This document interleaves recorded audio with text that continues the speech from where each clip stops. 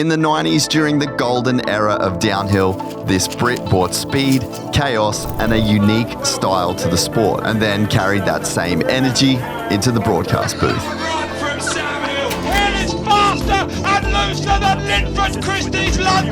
Rob Warner didn't just race World Cups, he gave the sport a voice. A former pro downhill rider with podium speed and a personality as bold as his riding, Rob helped shape mountain biking's early years. But it was his move into the booth that made him a legend beyond the tape. With over 2 decades of commentating under his belt, Rob has called some of the most iconic moments in action sports history. His unfiltered passion and quick wit turning every broadcast into a moment fans would never forget. He is the people's commentator, respected by the pros and loved by every fan who's ever tuned in. Gypsy Gang, welcome Rob Warner to the podcast.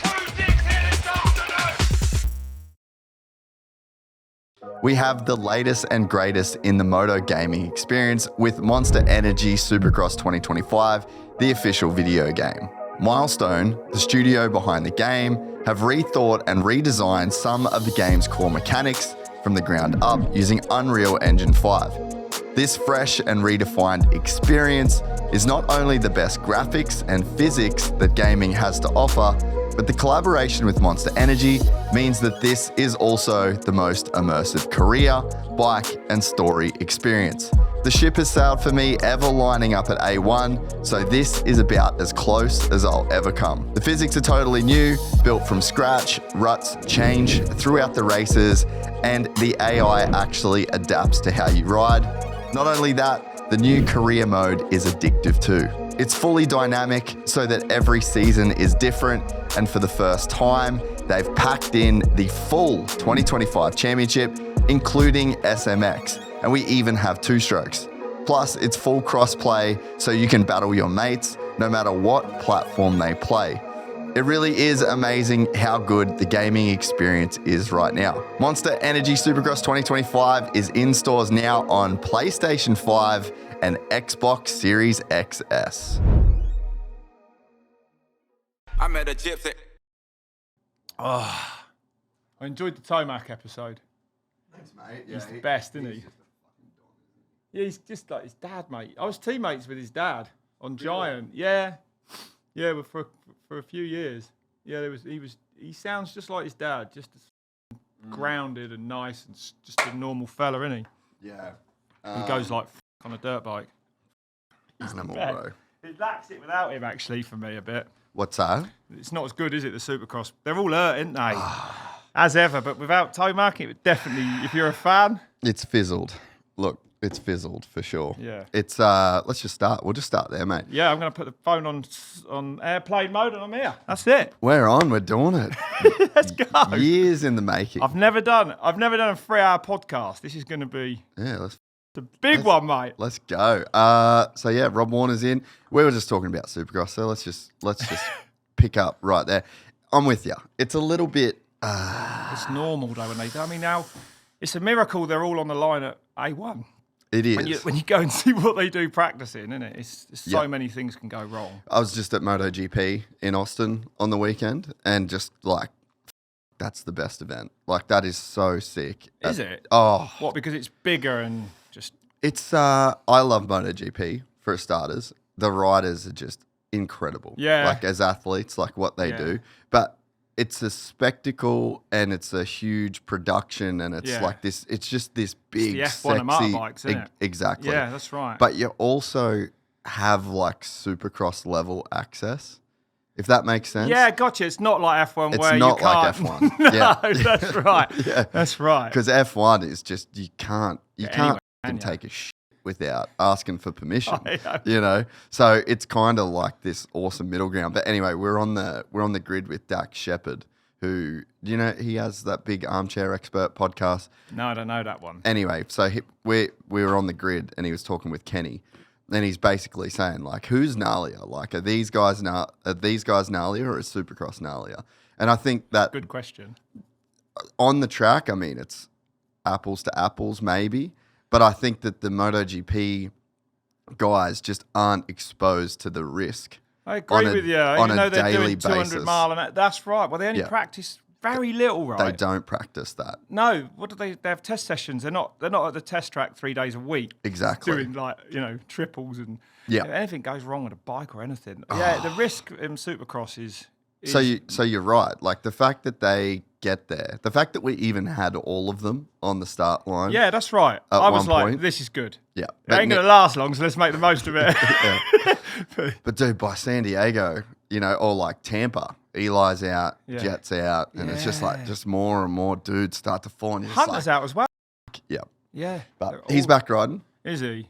Yep, he'll be back for outdoors. Do you hang out with them all and get to go? We're going to geek out here, but you go all the test tracks and stuff and see all the rides. I love it. I went out to the Honda test track once. It blew my mind. Yeah. Yeah. Yeah, it was amazing. I used to way more than I do now. Like this keeps me fairly busy. The last time I went to the test track was AC's last day. Was it? Yeah.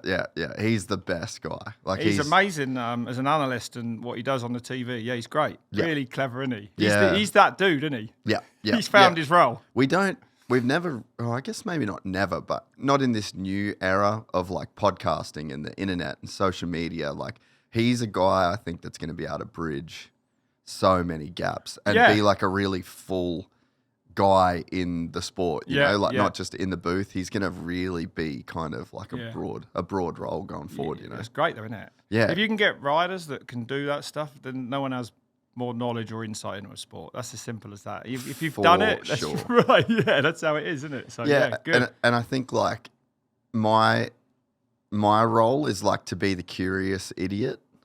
You know what I mean? Yeah. That's my role a lot of the time as well. You did it though. Like I did mountain biking. Yeah, I did a lot of motocross as well with zero success. Yeah. 19 broken bones and about 12 surgeries.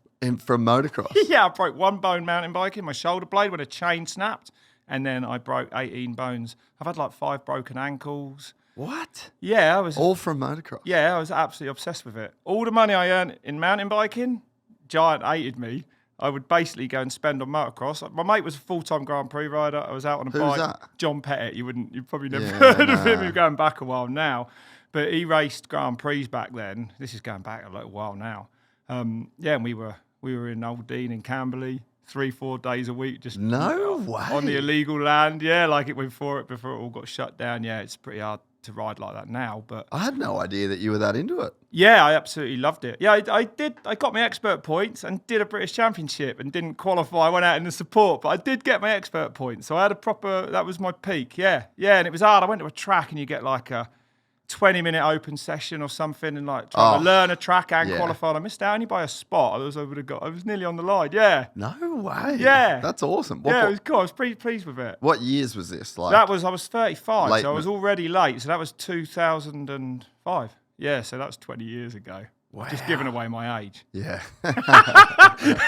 Hey, I'm cooking up here, man. Mate, it's Hang on, I've got had air transplant, so we're going to have to be a bit steady with the cameras here. Can you edit this out? Yeah. You can see it, Jase. Yeah, what'd you... It's coming through, mate. Look. Yeah, right. Look at him go. Look at it. It's the wrong colour, though. That's all right. You'll fix that. You can leave that in if you want. Nah, that's all right. Transplants out. How was that? Have you spoken about that? No, you can ask me all about it. It's amazing. What's the deal? The deal is, honestly, I was like a lot of people that are losing their hair. You're good, ain't you? You got no issues there. Nah, I reckon it's I'm envious. I reckon it's gone like a tiny little bit. That is a solid hairline. Yeah, but it's stayed. I'm envious. I've got I think the grey. It's like going a bit grey there. So I think that's what makes it look like it's going back a bit, but it's not. That's an easy fix, mate. Look at my beard. Bro, my wife is always like, come on, let me colour it. And I'm like, fuck. I just don't know if I care. I think you should. Over time, you will when it gets bad. Yeah, over time. But my mate was going out for a top-up. He went before. And I don't know if one does it completely. They only go back to about there. So I'll have a bit of a bald patch at the back. So I might have to go back. But after going through it, I'd be less likely to. He was going out. He said, I can give you a discount code, €2,700. Book your flights, €2,700 on top of that. You land, they pick you up in a limo, straight to a hotel. Next morning you go in, they do a blood test. You have to give them £500 up front, like by bank account. Yeah. And then the rest, as soon as they get the blood test back and they're like, yeah, your bloods are all fine. Got the rest in cash. So then you cash them in, the other £2,200 right in Turkey in a clinic. Yeah, it's bit moody. It feels it, but it isn't. It's all right. It's all legit, yeah. It's That's all just legit. how they do it. That's just there. how it is. Yeah. They're the best in the world at it. Yeah. In a chair, he goes, we're going to put you out now. And then I was like, what? I'm not having a general anaesthetic in Turkey. You know, you're thinking, could wake up with a kidney missing or something. Yeah. You know, to be honest. Yeah. And then he was like, no, it's just a sedative. It's not a general. And I'm really ill after generals because of all the surgeries. I think they just make it get worse on you. Yeah. So he was like, sedative, put it in my arm. I was out. They pull out 4,000 airs.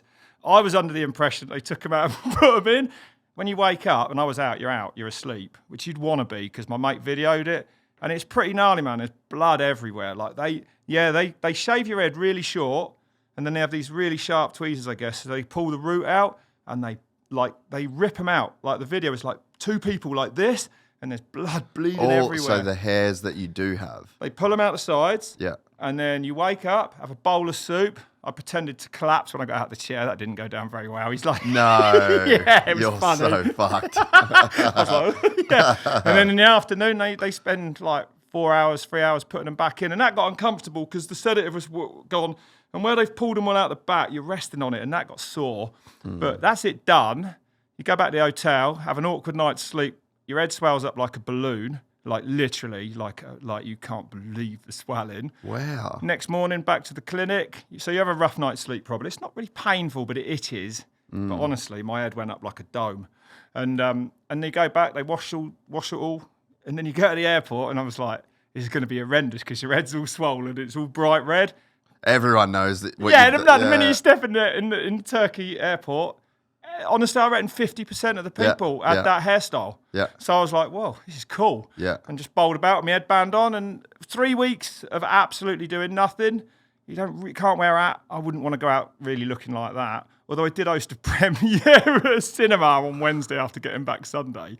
But I put the headband on and walked out and was like, anyone else had hair transplant this week? So that worked. But yeah, and then you just 3 weeks, nothing. And after that, it's done. The swelling probably lasts most of that 3 weeks. And then you can put a motocross helmet and do what you want. So I thought for €2,700 and like 3 weeks of my life, to not be bald would be amazing. Matt, I would do it 100%. And it is it is starting to come through a bit. It's quite good, but this won't be any good. They reckon until August. It thickens up and thickens up. Yeah. So let's see. If it works, it's worth doing. Mate, I would 1,000,000% do it if I was in that situation. Well, why wouldn't you? Well, that's what I reckon. Like for 2,700. It's peanuts, really, isn't it? Fuck, we're going to get into this crazy period of time where health is going to just be the easiest thing to attain. Coming, isn't it? Oh, dude. Apple are getting into it and all that. 5 years, I reckon, the world's going to be a completely different place. Yeah, it's coming. It's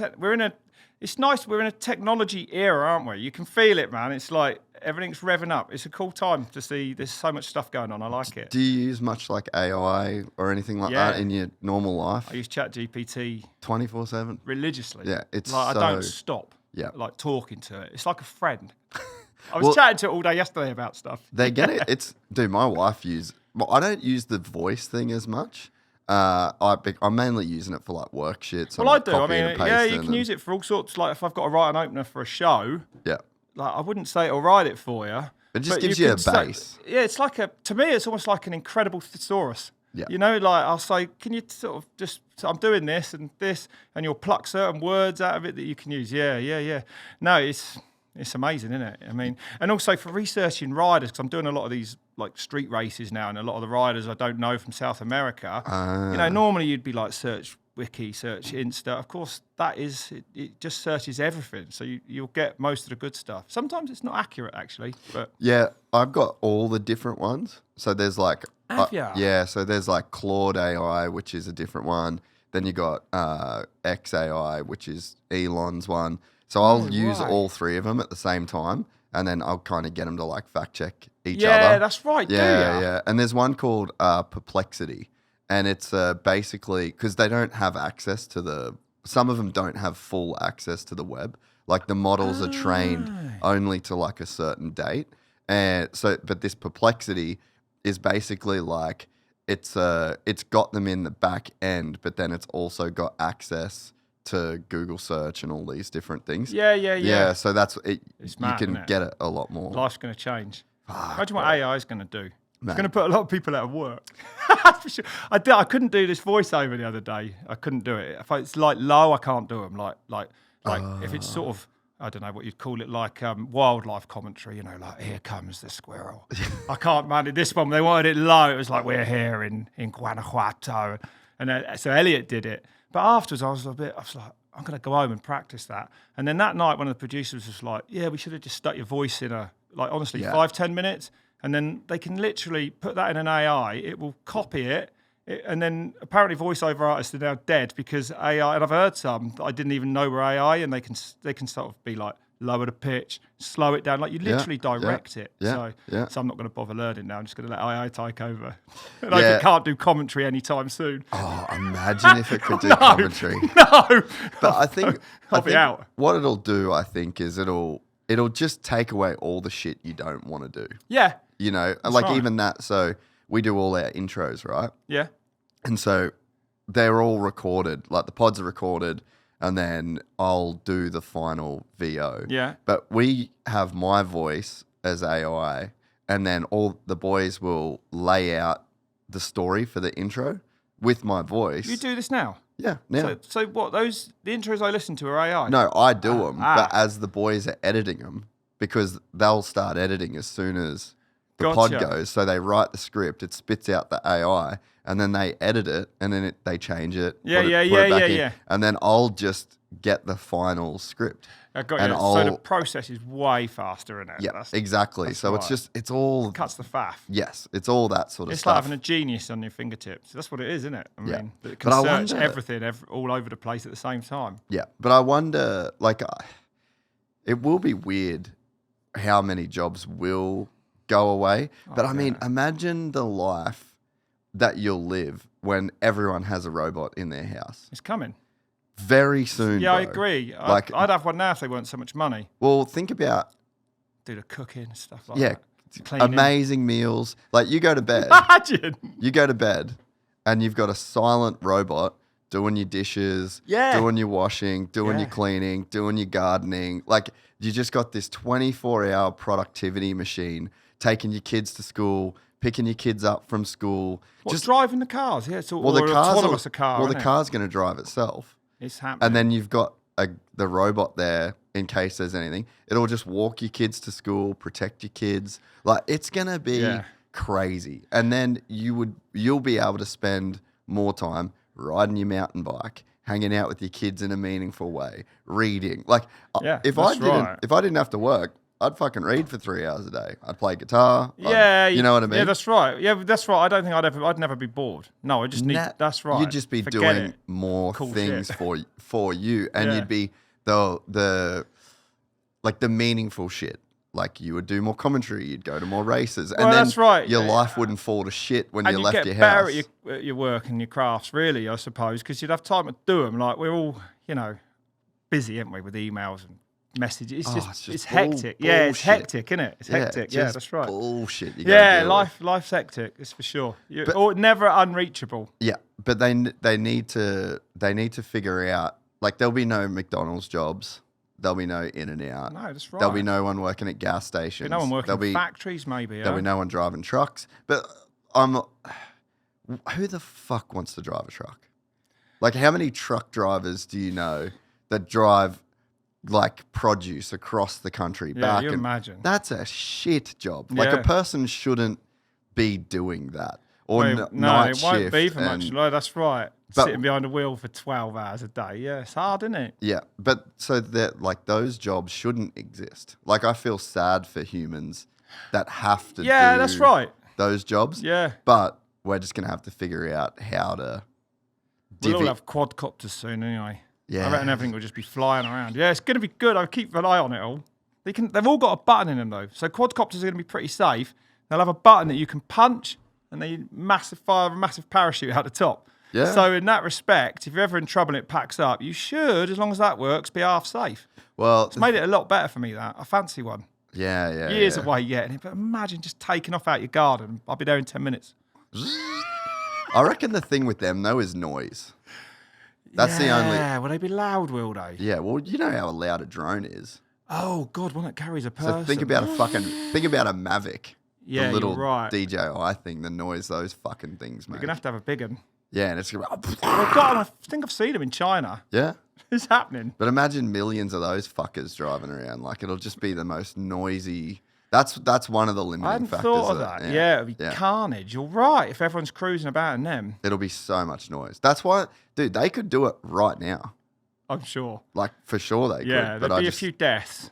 We'd lose a few people, but tons of people die in cars. Progression. That's But the health... price of progression. Well, they reckon that's the most meaningful thing that AI has done so far is it's mapped like hundreds of new proteins. So there was like... Proteins? Yeah. So like food proteins? Just any type of protein, right? So, I don't know much about proteins. Me neither. But I'll read. I'm like, where are we going with this? I'm going to be in trouble in a minute. But it's basically like so it just sequences these different... It's basically like a protein is made up of amino acids. Yeah. So then there's like a certain amount of combinations that makes an amino acid, and then a certain amount of meaningful combinations of amino acids that make proteins. Yeah. So like AI can figure that out. So it can just sequence and like just And what's the benefit of that? Good protein. Well, they'll be able to do things like solve diseases. Yeah, because proteins cause bad things, don't they? That's right. That's the building block of every single my dad's thing. heart's got a protein or something that's messing it up. Maybe something like that. Yeah, something like that. Yeah. So like they're gonna be. That's like it's almost like you know how computer has code. Proteins is like biological code. And so when you think about a cancer, right? Yeah. Cancer is protein, basically right? like your body's code is glitching and it starts creating these different cells that turn into tumors. Is that what it is? Yeah. So once you have the ability to go in and like clean it. Yeah.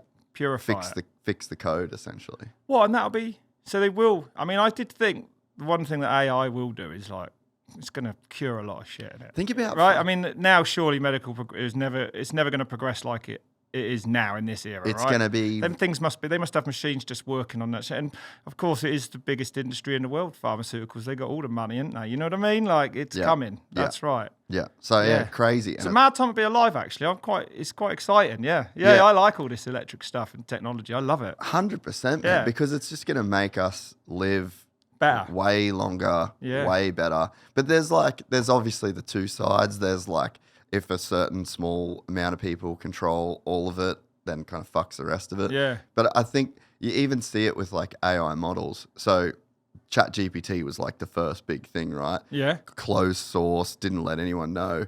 But then Facebook put out their model. There's this Chinese model that comes. So there's like so much. Is ChatGPT the daddy though? Elliot, who I work with, Elliot Jackson, he knows all about that stuff. And he was like, this was a year or two ago, but he was like, they all work off ChatGPT. That's the only one really to bother with. Has that changed? No, there's a bunch of them now. There's that was a couple of years ago. And Apple have got working on one, right? We'll have one on the phone soon. Dude, the Google one that they just released. That'd be amazing. Bro, every week it changes. There's new models. Yeah, of course it does. So that's what's cool is that I don't think it will be like sector. You know what I mean? Like, what about when it goes bad though, Jase? Do you think about that? It can go bad. It can go bad. Yeah. Like they run everything. Computers. What if it turns into they get into weapon systems and start sending nukes and all that? I read about it actually, and apparently those sorts of systems are absolutely firewalled, like they're water braked, whatever they call it. There's no way. There's like a moat around them, like exactly like that. But it's like it is. It's a mad time because, and also don't AI years ago, they started them speaking to each other, and within very short amount of time, they developed another language of their own that humans couldn't. And apparently, they turned the machines. I don't know how true all this stuff is, but there is a dark side to it. For sure, got to be. Well, and imagine, governments and weapons and drones like they're using in wars now. Like it's changed so much. It's definitely got a chance. Well, there's a huge chance that it could go bad because you just got to think about. Yeah. I think Elon Musk even said it's the greatest threat to humanity, didn't he? And I mean, like. Yeah, but he's also mad. Yeah, but you have to do it. There's like it's progression, like if you just think about Yeah, it's not. There's no stopping. There's it. no stopping Oh progression. no, that's right. You know, no, it's happening. So embrace it, get on with it, and make it good. And yeah, exactly. But you think about like intelligence is basically like the ability to model and then outmodel. So like we can outmodel. What would you say? You think about like a kid. Like you can make a kid do what it wants. Yeah. Because you're way smarter than the kid. Or you can make a dog do what you want it to do because you're just so you can like outmodel. You think about a model as like your understanding of the universe, right? Yeah. So like our understanding of the universe is so much more great than a dog's understanding. It ain't got a so clue. then you can Doesn't even know what a star is. Nah, then you can just fucking direct the things around. And that's like what we've pretty much done with everything. But we're creating a thing It's way cleverer. that is going to be able to outmodel us. So like that's the kind of weird thing because like we've always been the top of the food chain. So then it's like outthink us. Does AI think? I suppose it compute. I mean, they'll even have an emotions, right? Of some description at some point. That's the weird thing. That's where it's like it's very like because we don't even know. Let's get into that. Was it Westworld or something? Yeah. It's getting like I love that though. The series 1 was amazing. Well, and I mean we don't even understand. I mean, I feel like people understand to a certain degree how we think and what we think, but like even on our own, like we really don't understand like how we work. Like we don't understand. We're way more complex than anything else, right? I mean, Well, we don't understand like why the whole like consciousness, right? So like that it's you have the ability to feel like there's like a subjective feeling about something like red looks red. This sound is nice. This sound is not nice. But like, why does a system think and feel, and why does it have like we don't even know that about ourselves. We don't know where that comes from. Is it like you get a certain amount of matter together and it gets organized in a certain way and then bang, the lights come on and someone's home? Yeah. Or you could like basically fake consciousness. So you could make a machine. You could make a machine. Like it could get so good to where it says it thinks, it says it feels, but how do I know? Yeah, exactly. How does that manifest itself? You're not gonna get tears coming out the front of the computer screen, or they probably will have robots that'll have all that though. Yeah, and they could say it's gonna get weird. They could say it's gonna get so weird. But they could say they do. But you can tell me that you feel and have emotions but I don't fucking know. I just got to take your word. No, it's all in here. Yeah, that's right. That's right. It's hard to know until it's enough emotion to make us obvious to people around you that that's right. But you can hide most of it, can't we? Yeah, but I just couldn't. I'm only taking your word for it. So then, because I can't experience. No, you can't actually tell. Yes, that's right. So then you think about a robot, same shit. Where if a robot's sitting there.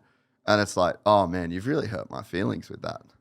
Like, where's it going to go? You'd be like, if you had one in your house, would you lock your bedroom door? Would it matter if I did? Oh, all right. Would you armor it up to a point where this? Would you make it so you had a secure, safe room in your house? I just don't know how comfortable I'd be. Yeah. But I have watched Westworld. Yeah. But are they going to go bad? Probably. And take over. Some of them might. We'll have other robots to take out the bad robot. It's happening. But I hope I'm around long enough to see all this shit. You will be cool. For sure. Oh, you reckon it's going to happen soon? I reckon humanoid robots will be in our house 5 years. Do you? Yep. Oh, 20 grand, you'll have a robot. Well, yeah, that's right, because everyone will have one on Earth. Yeah. A lot of people. So the price will come down. I'm in, are you? Yeah. I'll save. I won't bother with one of them robot lawnmowers, and I'll just wait to get a real robot. Yeah, in fuck 5 the years vacuum time. cleaner. Yeah, that's right. They can do it. I've got a vacuum cleaner. Yeah, I love it. When I'm bored, I watch it. Yeah, yeah, it's good fun. But I will think that would be like that's going to be the biggest thing that's happened to humanity. Yeah, that's right. Ever. Right now. Yeah. So it's cool to be here right now. Yeah, and we're living it. That's right. And I felt that a bit, actually. You can see it, can't you? You can feel it. It's coming. Yeah. Big era. We had Industrial Revolution, I don't know how long ago, and now this is the next thing, man. We are moving on. That's done. We are done with all that shit. Not motorbikes. No. Think about what the internet did.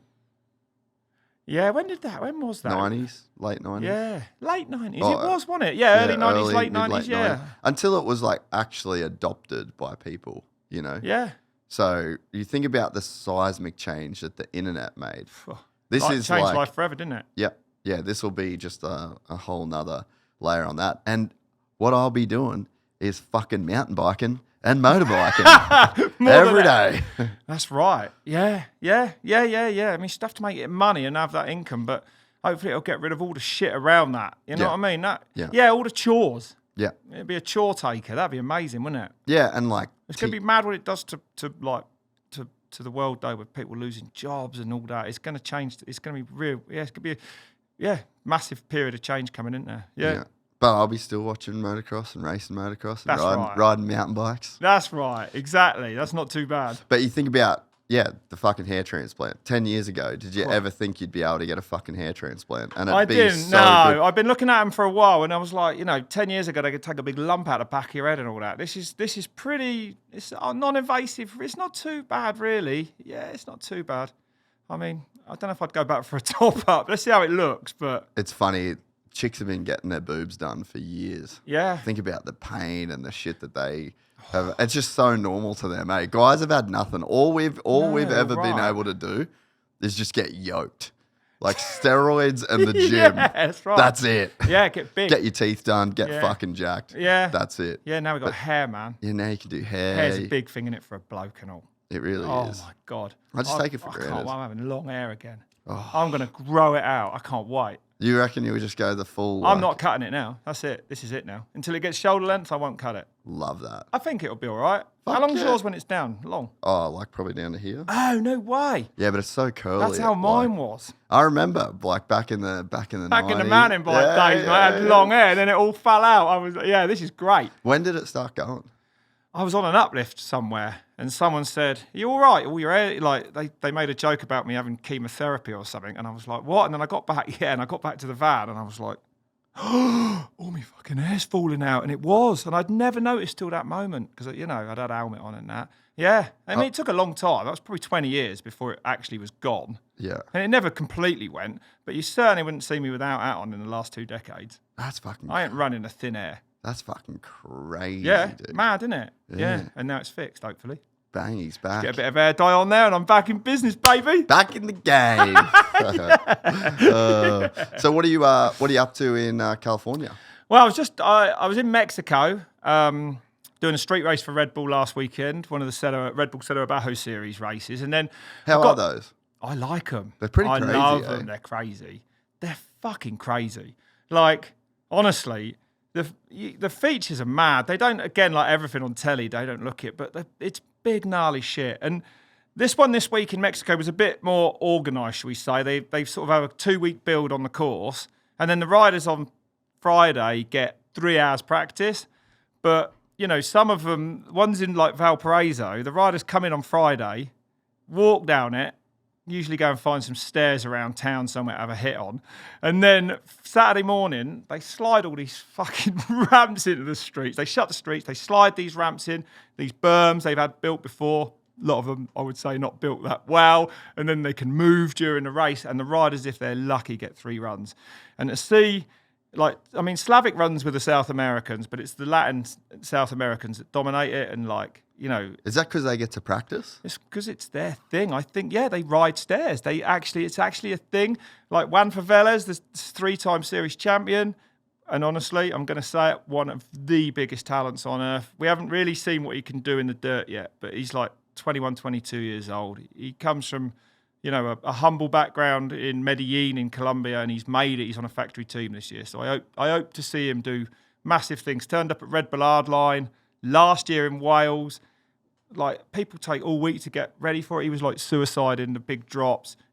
Massive crash before the finals. I didn't think he'd ride. He had ice out here and his shoulder was knackered. He came 3rd against the best in the world. So, yeah, that was cool. That was really cool because I got him there. So I was pumped. I was like, we need these South Americans from the street racing. And Red Bull were like, yeah, let's do it.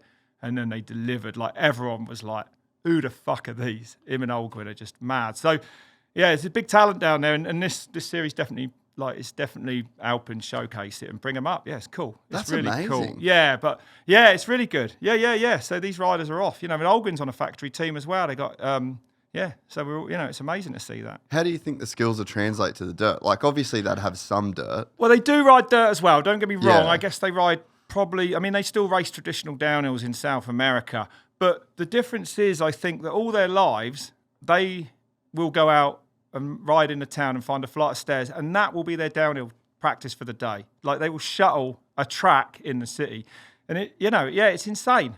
But they have got the skills because they've proved it at Hardline and places. So they are insanely brave. They're a bit different, I think. They're a bit. The Latin Americans are a bit looser. They don't care about risk. They just don't see the risk the same. Well, you think about what they've had to go through in their life. Yeah. And the opportunity. Yeah. Like if I think about, like I grew up in Cairns, right? So I was fucking. I'm going there soon.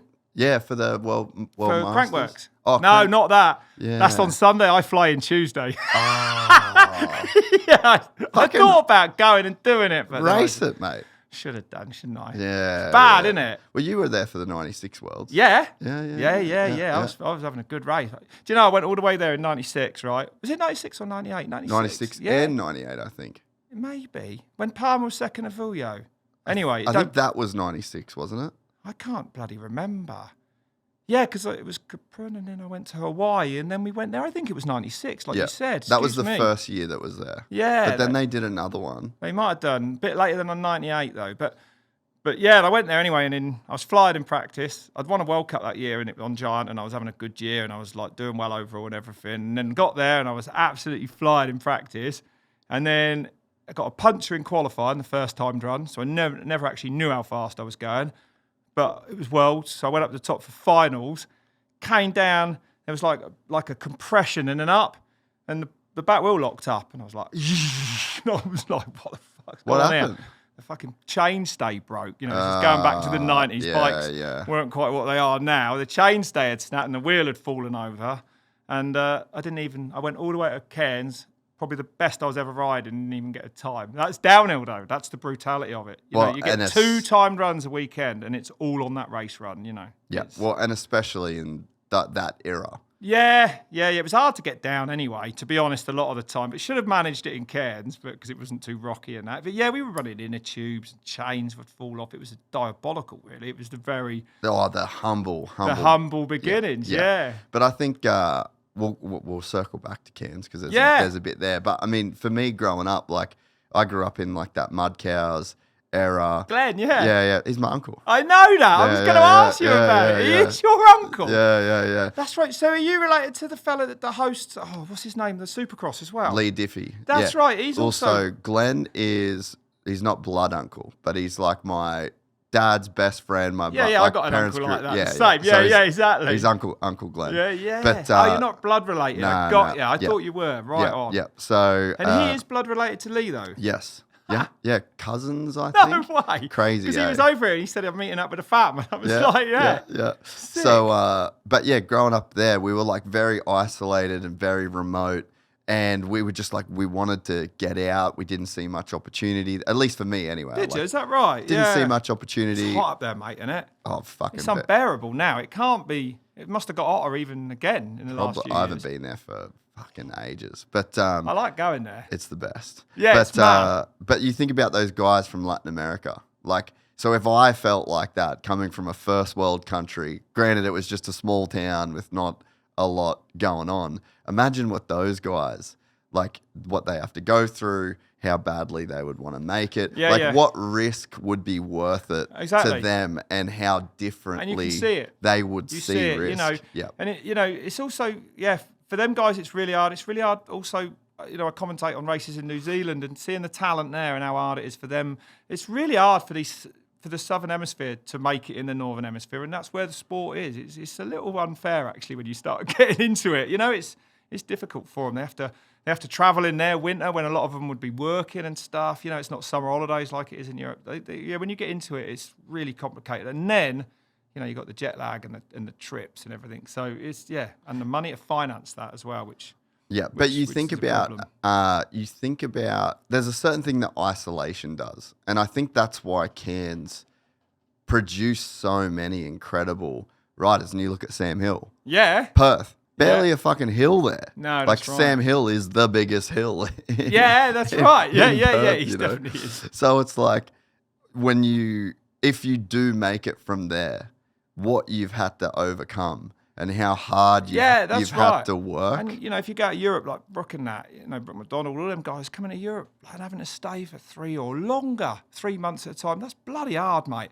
You're away from home. You're under massive fucking pressure racing downhill bikes. Doesn't always go well. It can be pretty bloody lonely, and you wouldn't really go. You ain't got an option to go home. No, it's gnarly as. You're missing friends back home. It's super expensive. Missing your life. Yeah, you're living out of a bag and hotel room. I mean, that's how they do it. Yeah, it's wild. Yeah. So you think about those Latin American riders. Like it just makes so much sense that they are just willing to take these they're going to go crazy risks. And that's what you get at these RedBull races, these street races, because we are going to them. And, like some World Cup races come. Slavic's amazing, nearly won the series this year. But, honestly, none of those World Cup races, actually, they can't hold a light on the stairs to the top Latin America. It's a fact. They can't. Slavic runs with them from forecross, but the downhillers, I don't know, the risk's too much. It's too different. They can't run with them. It's there. Surely traction would just be so different. Yeah, when it goes, it goes. Yeah, that's right. We see a lot of high speed, like the back end coming around, like MotoGP. Yeah, right. But the stairs, man, are so the Latin Americans are absolutely down with the bike just across, and gaps, they gap anything, they pull for anything. Yeah, they're on another level. They are. But that's what I say, we're taking it to them and they're like, right, this has got to happen here. And it did happen. And now 2 of those lads are on factory teams, which is brilliant. I love that. So how's the series work? How many races are there? There's 3 at the moment. Yeah, we need more and we're going to get They reckon Red Bull's working on another 1 or 2. So how's it work? Like the format, does it get big crowds? Yeah, we had... Valparaiso's 6-8 people deep, top to bottom, really passionate. It's the daddy. It's been there for 20 years. It's mental. That one's mad. I mean, but we went to Girona in Italy for the first time last year. 35,000 people on the streets. It was rammed. Yeah, you can't really fail if you can do an event in a city. The people are there. Yeah, we did Time Rider in motorbike enduro one for Red Bull up in Newcastle, and the whole city came for Billy Bolt. They were turning up on boats. It was mad. The flotilla. How good is Billy Bolt? He's in a league of his own. Isn't he? Indoors, there's no one like him, huh? But just as a human. Oh, as a human, he's amazing. Yeah. He's a character. He's cool. He is the he's best. Brilliant, mate. Yeah, he's amazing. And the way I fucking love watching him ride. Oh, he's just all over it. His super pole laps are how the fuck's he staying on it? He's hanging off it, wide open. He won't shut down. There's not a dude that can send it. No. On indoors the way that he does. No, he's mental. It is. If you know how hard it is what he's doing as well, it's insane what he's doing. That's one of the crazier things that a guy can do on a motorcycle. Yeah. Because he is charging, bro. Yeah. Different terrain, different obstacle. There's nothing. You think about Supercross, it's consistent. It's the same dirt, the same obstacles. They're the same setup, right? Very similar. Yeah, that's right. The and you can are always whatever they are, 90 foot or whatever. What are they? 75, 70-ish. Yeah. But it's the dirt's consistent. You have that consistent traction. Yeah. The medium that you're riding on stays fairly consistent. Yeah. Billy, it's he's on a pallet, he's on a pipe, he's on rocks, he's on wood. Tires. Dude, it's crazy the level that guy is at. I think do you know what? I first met him, right? I did a British Championship trial. I do a lot of motorbike trials. I live for motorbike. I do one most weekends when I'm at home. Really? Yeah. I'm fucked. I've had 3 elbow ops because of I've worn my elbows out. I've never stopped riding. I love trials. That's what I spent my life doing. But I met Billy at a British, probably one of the last ones I ever did in one of the lower classes when I was getting on a bit. And I see this kid go up this hill, mate, on this Ossa, and he made it grip, and I didn't know who he was.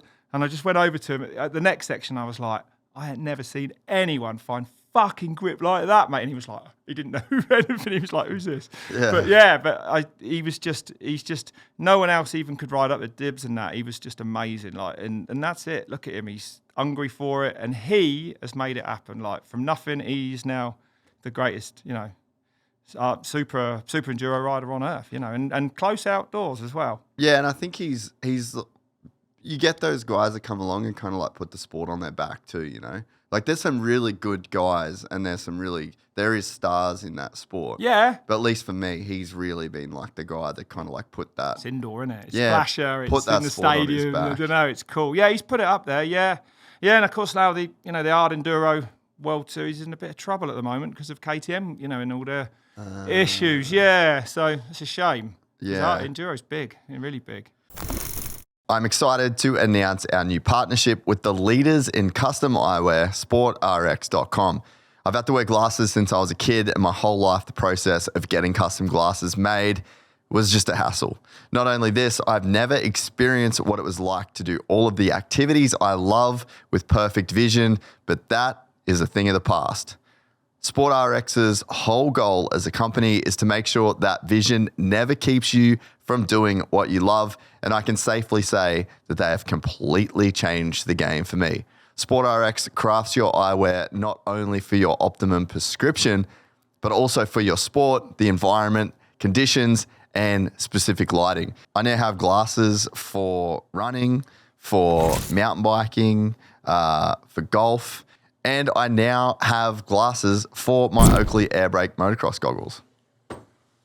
Look at these bad boys. The process of getting my glasses made and delivered was extremely simple, and the emphasis that the team at SportRX put on quality and customer satisfaction is second to none. They even offer a free remake and return policy if you're not completely satisfied. Every now and again, something comes along that completely blows my mind, and SportRX has done that. You'll see me wearing a host of new glasses if you follow the podcast, and you can be sure that they were crafted by the team at SportRX. Head to sportrx.com or click the link in the description to find out more. Mate, you guys have got some issues too in the mountain bike world.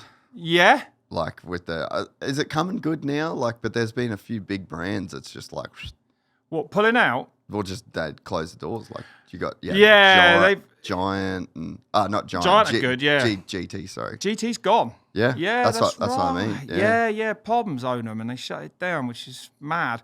But there was a lot of that. So in COVID, like you couldn't, like a lot of leisure things, you couldn't get a mountain bike, right? They were gone. Everything, they were gone. Like there was not, especially e-bikes. I had my first e-bike and that was like the most insane thing. I was going out for like 2 battery rides every day. There was nothing else to do. So everyone was in that boat. And then I believe really they just all ordered and then that stock's come and then no one's buying bikes now because COVID's over. The money's run out. Everyone's got a bike. And then all those people that bought one in COVID, the COVID bikers, as I've heard them called, are selling up. So all them bikes are litter in the market as well. I don't even know if we're coming out of it. I think, some brands are, but it's like when you hear about it, it's wild what's gone on out there. Like it's mad, isn't it? They have made those profits in the past, of course, but I suppose businesses, the money's year to year, and now they're making big losses. And all these big investment companies that came in. Well, that's the problem, yeah. Yeah, and they bought in and they fucking bought all these brands, and now they're like, yeah, fuck GT. Let's shut that down. Hang on, that's been GT bicycles. It's been around for fucking forever. Yeah, like that is. It's like that's like Fox. You know what I mean? Like if Fox they've been around forever, went away, or like in terms of the gear, like someone just come in and was like, nah, this is shit. And it's like it's a cornerstone of the sport. Yeah, it's like a whole industry. Yeah, it's really been built around this. It's insane how it's been. It's mad. Yeah, it's incredible. The one thing that blows me away is how expensive mountain bikes are. Well, when you look at a motocross bike, it's fucking less money and there's quite a few more components in the engine, right? I mean, there's a motor there. What are we up to? Yeah, I don't know. Now, I look at this, right, and I'm like, yeah, mountain biking did it right. And motocross, them manufacturer, they did not do it right. But then on the other hand, if you put motocross bikes up to 12 grand, what they Who could ride them? Well, KTM's gone bust. And to me, when I walked in a shop and I saw a fucking dirt bike for €1,000. I nearly fell over and I was like, what is going on here? This is ridiculous and the sport's going to be fucked. And sure enough, it's coming around a bit. Like, how can you pay 12 grand for it? They're destroyed in a year. Yeah. Like, I mean, come on. And it wasn't, they'd sort of gone from 8 to 12 in the space of 2 years or something. Like, yeah, I didn't agree with all that, mate. I've heard people say that greed has been bad and fucked it up a bit as well. I don't know. I wonder, like, why mountain bikes are as expensive as what they are too. Because, like, they're more leisure, aren't they? More people are into them, I suppose. More people from different walks of life. Like doctors and dentists, lawyers and all that shit. That, I mean, they also ride dirt bikes, but probably not as much. I don't know. I don't know either. Because you would think, I don't know. So San Clemente, right? That's where I live. We got really cool trails there, and it blows my mind that when I go there, I just don't really see that many people. You don't on mountain bikes there? No. Don't you? No, not really. Like if it was if that was at home in Australia, you would just see so many people. Well, so they don't ride. America's not. You don't think it's that massive for the e-biking? It would be really, because e-biking has definitely opened up. Like honestly, if I didn't have e-bikes, I wouldn't ride. Mountain bikes are a bit hard work uphill. I like my cyclocross bike and my road bike more because you can actually move on them. But I'm pretty much done with going up a hill in like granny gear and sweating my bollocks off. I want to be on my e-bike. Then it's fun. And I can do 10 runs downhill instead of 1. It's like, I have an amazing time on them. Do you get the argument against e-bikes? What is it? I don't even know. Is there one? Yeah. What, bad for the environment or? No, I mean... I don't wear that. Well, people just don't like them. You get like the group of people that just don't. I'm like, what are we doing this for? There are people that don't. The purists. Yeah. Nah, you stay pure. I'm going to have some fun. That's all right. You do what you want to do, and I'm going to do what I'm going to do. Bro, I have been obsessed with my e-bikes lately. Yeah. I just think they're the best invention that mountain biking has ever had. They are the best invention that's ever been. Yeah, some genius strapped a small engine on them, and now, which is you're going up, and now I've just like I got a Trance Elite, a lightweight one. Yeah. And these new lightweight models that are coming they are still heavier, but they don't feel it when you ride them. Not at all. No, that's right. So instead of like pumping and it sort of slows down like with a big sort of traditional maybe 800 watt battery, big bike, these you can hop them and you can pump them and make speed. So you're back to sort of riding a normal bike. Because, I'd probably ride my normal e-bike. You have to ride them. I went out with Win the other day and I hadn't ridden one for a while. Win Masters, yeah. What a man. What a dude, isn't he? What a man. Yeah, he's amazing, man. I have a good time with Win always. Yeah, we did like, oh my God, he's fit. We did like. Bro, he's an animal. Oh my God, we did 17 runs. I was in boost. I'd done my battery. He was in trail mode. I think he'd done most of his battery because he had a smaller one. We were loading up. We'd been out 3 hours. He's like, yeah, I think I'm going to go home and go for another ride, mate. Like, what? Yeah, what? Non-E? He was like, yeah, need a bit of exercise. Yeah, he's a savage. He's super fit. He really is, bro. He knows how to grind. Yeah, he couldn't believe it. I said to him, I might do a challenge where I've got this mint road bike, like, high end wheels in it, about $4,000. And I was like, fucking, envy wheels. And I was like, that's silly. Yeah, exactly. I know. And I'm like, I need to ride this. I'm going to go and ride up Mont Ventoux in a couple of weeks on it. So I've like justified it. You've justified the bike. But the bloody thing, man, it don't weigh nothing. No, it's amazing. Yeah, beautiful things. But that is crazy. Yeah. I want to do a ride. I was talking to Danny MacAskill, did the pod a couple weeks ago. Yeah, I see it, yeah. Mate, he was saying that he goes out with like 3 batteries. No, he does. He hides them, doesn't he? In the woods and stuff as well. And he like does loop. I don't think anyone has embraced e-biking quite like Danny from what I gather. No, he thinks that he said it's completely changed his outlook on mountain biking. Well, that's what he does now. He sort of rides e-bikes as much as anything. Yeah, I would love to go out with him up in Scotland or somewhere and have a proper lap with him. Dude, it'd be unreal. He's such a good guy. He's amazing, isn't he? Such a cool guy. And what he does on a bike is absolutely mad. Like, I don't think in the history of mountain biking I can think of anyone more creative than what he came up with his films. He's been just mind-blowing, isn't he? And prolific in terms of, like, when you look at his career, it was just like the first video that he did was like 90-something million. The next video, 100 million. That's right. I don't think anybody's ever bought as many eyeballs to mountain biking. But No. and I mean, No one's mainstreamed it like him, have they? no, That's the thing. No. What was the film he did? Imagination one, was it? Imaginate, It was Imaginate. I mean, that. brilliant.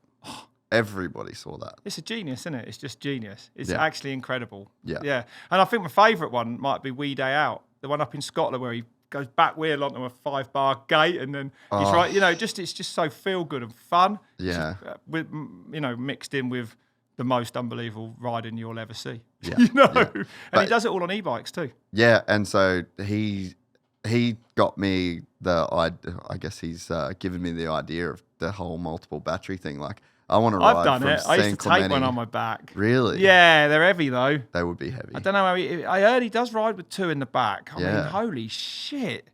Like a mountain goat. I know, right? He'll have an iron spine for that. Like, they're heavy. I don't know how he does it. One's enough. Yeah. Well, I just would love to ride from San Clemente to like Laguna. Just connect all. How far is it? Pretty fucking far. Yeah. I don't even know where San Clemente is. What, like an hour in a car sort of thing? Nah, it's probably 15 minutes, 20 minutes. You do But- it. yeah, but you I could- did 100 mile on e-bike in a day. Really? 3 batteries Yeah, right. and, Yeah. and a backup team carrying them. Yeah. I did it. So where'd you do that? I just did it for YouTube. I just rode the South Downs Way.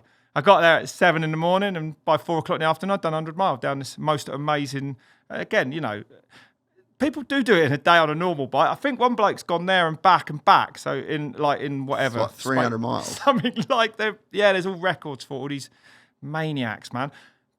I always talk about this, but this bloke we had on our podcast on the Red Bull one, Sofian, he's Yeah. one of these extreme dudes. I said to him, he said, yeah, I ride 60 hours without stopping, like on a normal bike, like does the Silk Road Challenge, all this extreme shit. And I was like, right. I was like, fucking 60 hours. And he was like, yeah, 60 hours. And I was like, what? And then you sleep for like, what, a week? And he was like, no, 2 hours. And then he goes, another 60 hours. That is one of the most insane things I've ever heard. Huh? 60 hours, 2-hour nap, go again. Yeah. And then when I was with him, we spent a couple of days with him, and I actually stupidly, I was like, I thought he'd be out riding a bit more. And he was like, no, I'm not actually the best at riding a bike. I'm the best at staying awake and just keeping going. And I was like, he's just probably just explained what ultra Yeah. fucking extreme shit is. Like, Well, there's a bunch of the best ultra marathon runners in the world are women. is that right? Yep. Why? Because they're harder mentally. Because there's a point where it's not about the body. So you think about all the physical advantages that men have over women, right? That they just go so long that those physical advantages don't matter anymore. They just peter out. Yeah. So it the- becomes this. yeah, all mental, and it's just about going. Is that right? Yeah, Yeah. women can be gnarlier. they're tough. Well, it's just any human that is willing to do that can be gnarlier. But yeah, there's Yeah. a chick, she was on Rogan's pod years and years and years ago, Courtney Dillwater, and she was the best. And it just a small little chick Yeah, just was rode. the best Yeah. runner. Runner. She was a Yeah, runner. Yeah. yeah. I mean, yeah. We've had a few on. It's just insane to hear what their stories are. They're Yeah, mad. And They're then just yeah, mad. it's just like a full mind over matter thing. Yeah. Just go and I've done a couple. Yeah, of, that's right. But to an extreme of extremes. Yes. They fall asleep riding along. It's just. Yeah, I don't think it's for me. no. I like the e-biking in the Yes. a couple of hours I'm done. Hour of power. One battery, that's enough. Yeah, yeah. I go again the next day. Mate, mine's even got like the little fucking throttle thing where it's in boost, and then I can click it and hold it up, and it'll boost for when I get up. Why? See, have you got a pedal with that, or is that non-pedal? Yeah, it's just a YT. It's the new. But is it like it's not like an overrun like that? It's not like a throttle. You've still got a pedal. So it's the YT, the SN, the Decoy SN. So it's Yeah. like it's their mid-size one. Yeah. And so it's not as powerful as like the full No, one. that's right. But so you put it in, so you can be in boost, and then if you hold it up, like goes- hold the switch up, it'll give you 20 seconds of more power. I got you. What? Back up to the 85 new. It'll just like, full power. Yeah. and so if you're getting like, there's a couple sections that are pretty, You need it. and I'm just like, and I ride with boys on big e-bikes. I'm like, fuck this. See, so my Giant, my Trance Elite is it's a lightweight, Yeah. but it's full power. Yes, That's- I've seen. Yeah. I've seen And I have those. ridden other ones before I rode for Giant, I must add, but that were lower powered, and I couldn't get up hills on them. Yeah. Like yeah. I'm big. I'm not that fit. I'm made for e-biking. So those Trans Elites, they have full power. Yeah, that's a full power e-bike. Yeah, and it's something to do with the What technology. motors it got? Yamaha. Ah. Yeah. Or perhaps Sync Drive, I think Giant called it. But yeah, it's a Yam. Yeah, right. And they're mega. You know, it's Japanese. It ain't going to go wrong. No, they're good. They're good. Yeah, okay. But yeah. I but full power. I was going to get one of those when I was in Australia. I'm still really good friends with Ronnie. Oh, yeah. Yeah. Oh, no way. Yeah, Ronin, yeah. man. He was my teammate. I know. Yeah. So Ledge. he's got a couple of Giant stores in That's the Gold right. Coast. And I was home for a bit, and I was going to be home for a bit longer. And I was going to get one of those Trans Elites when I was there.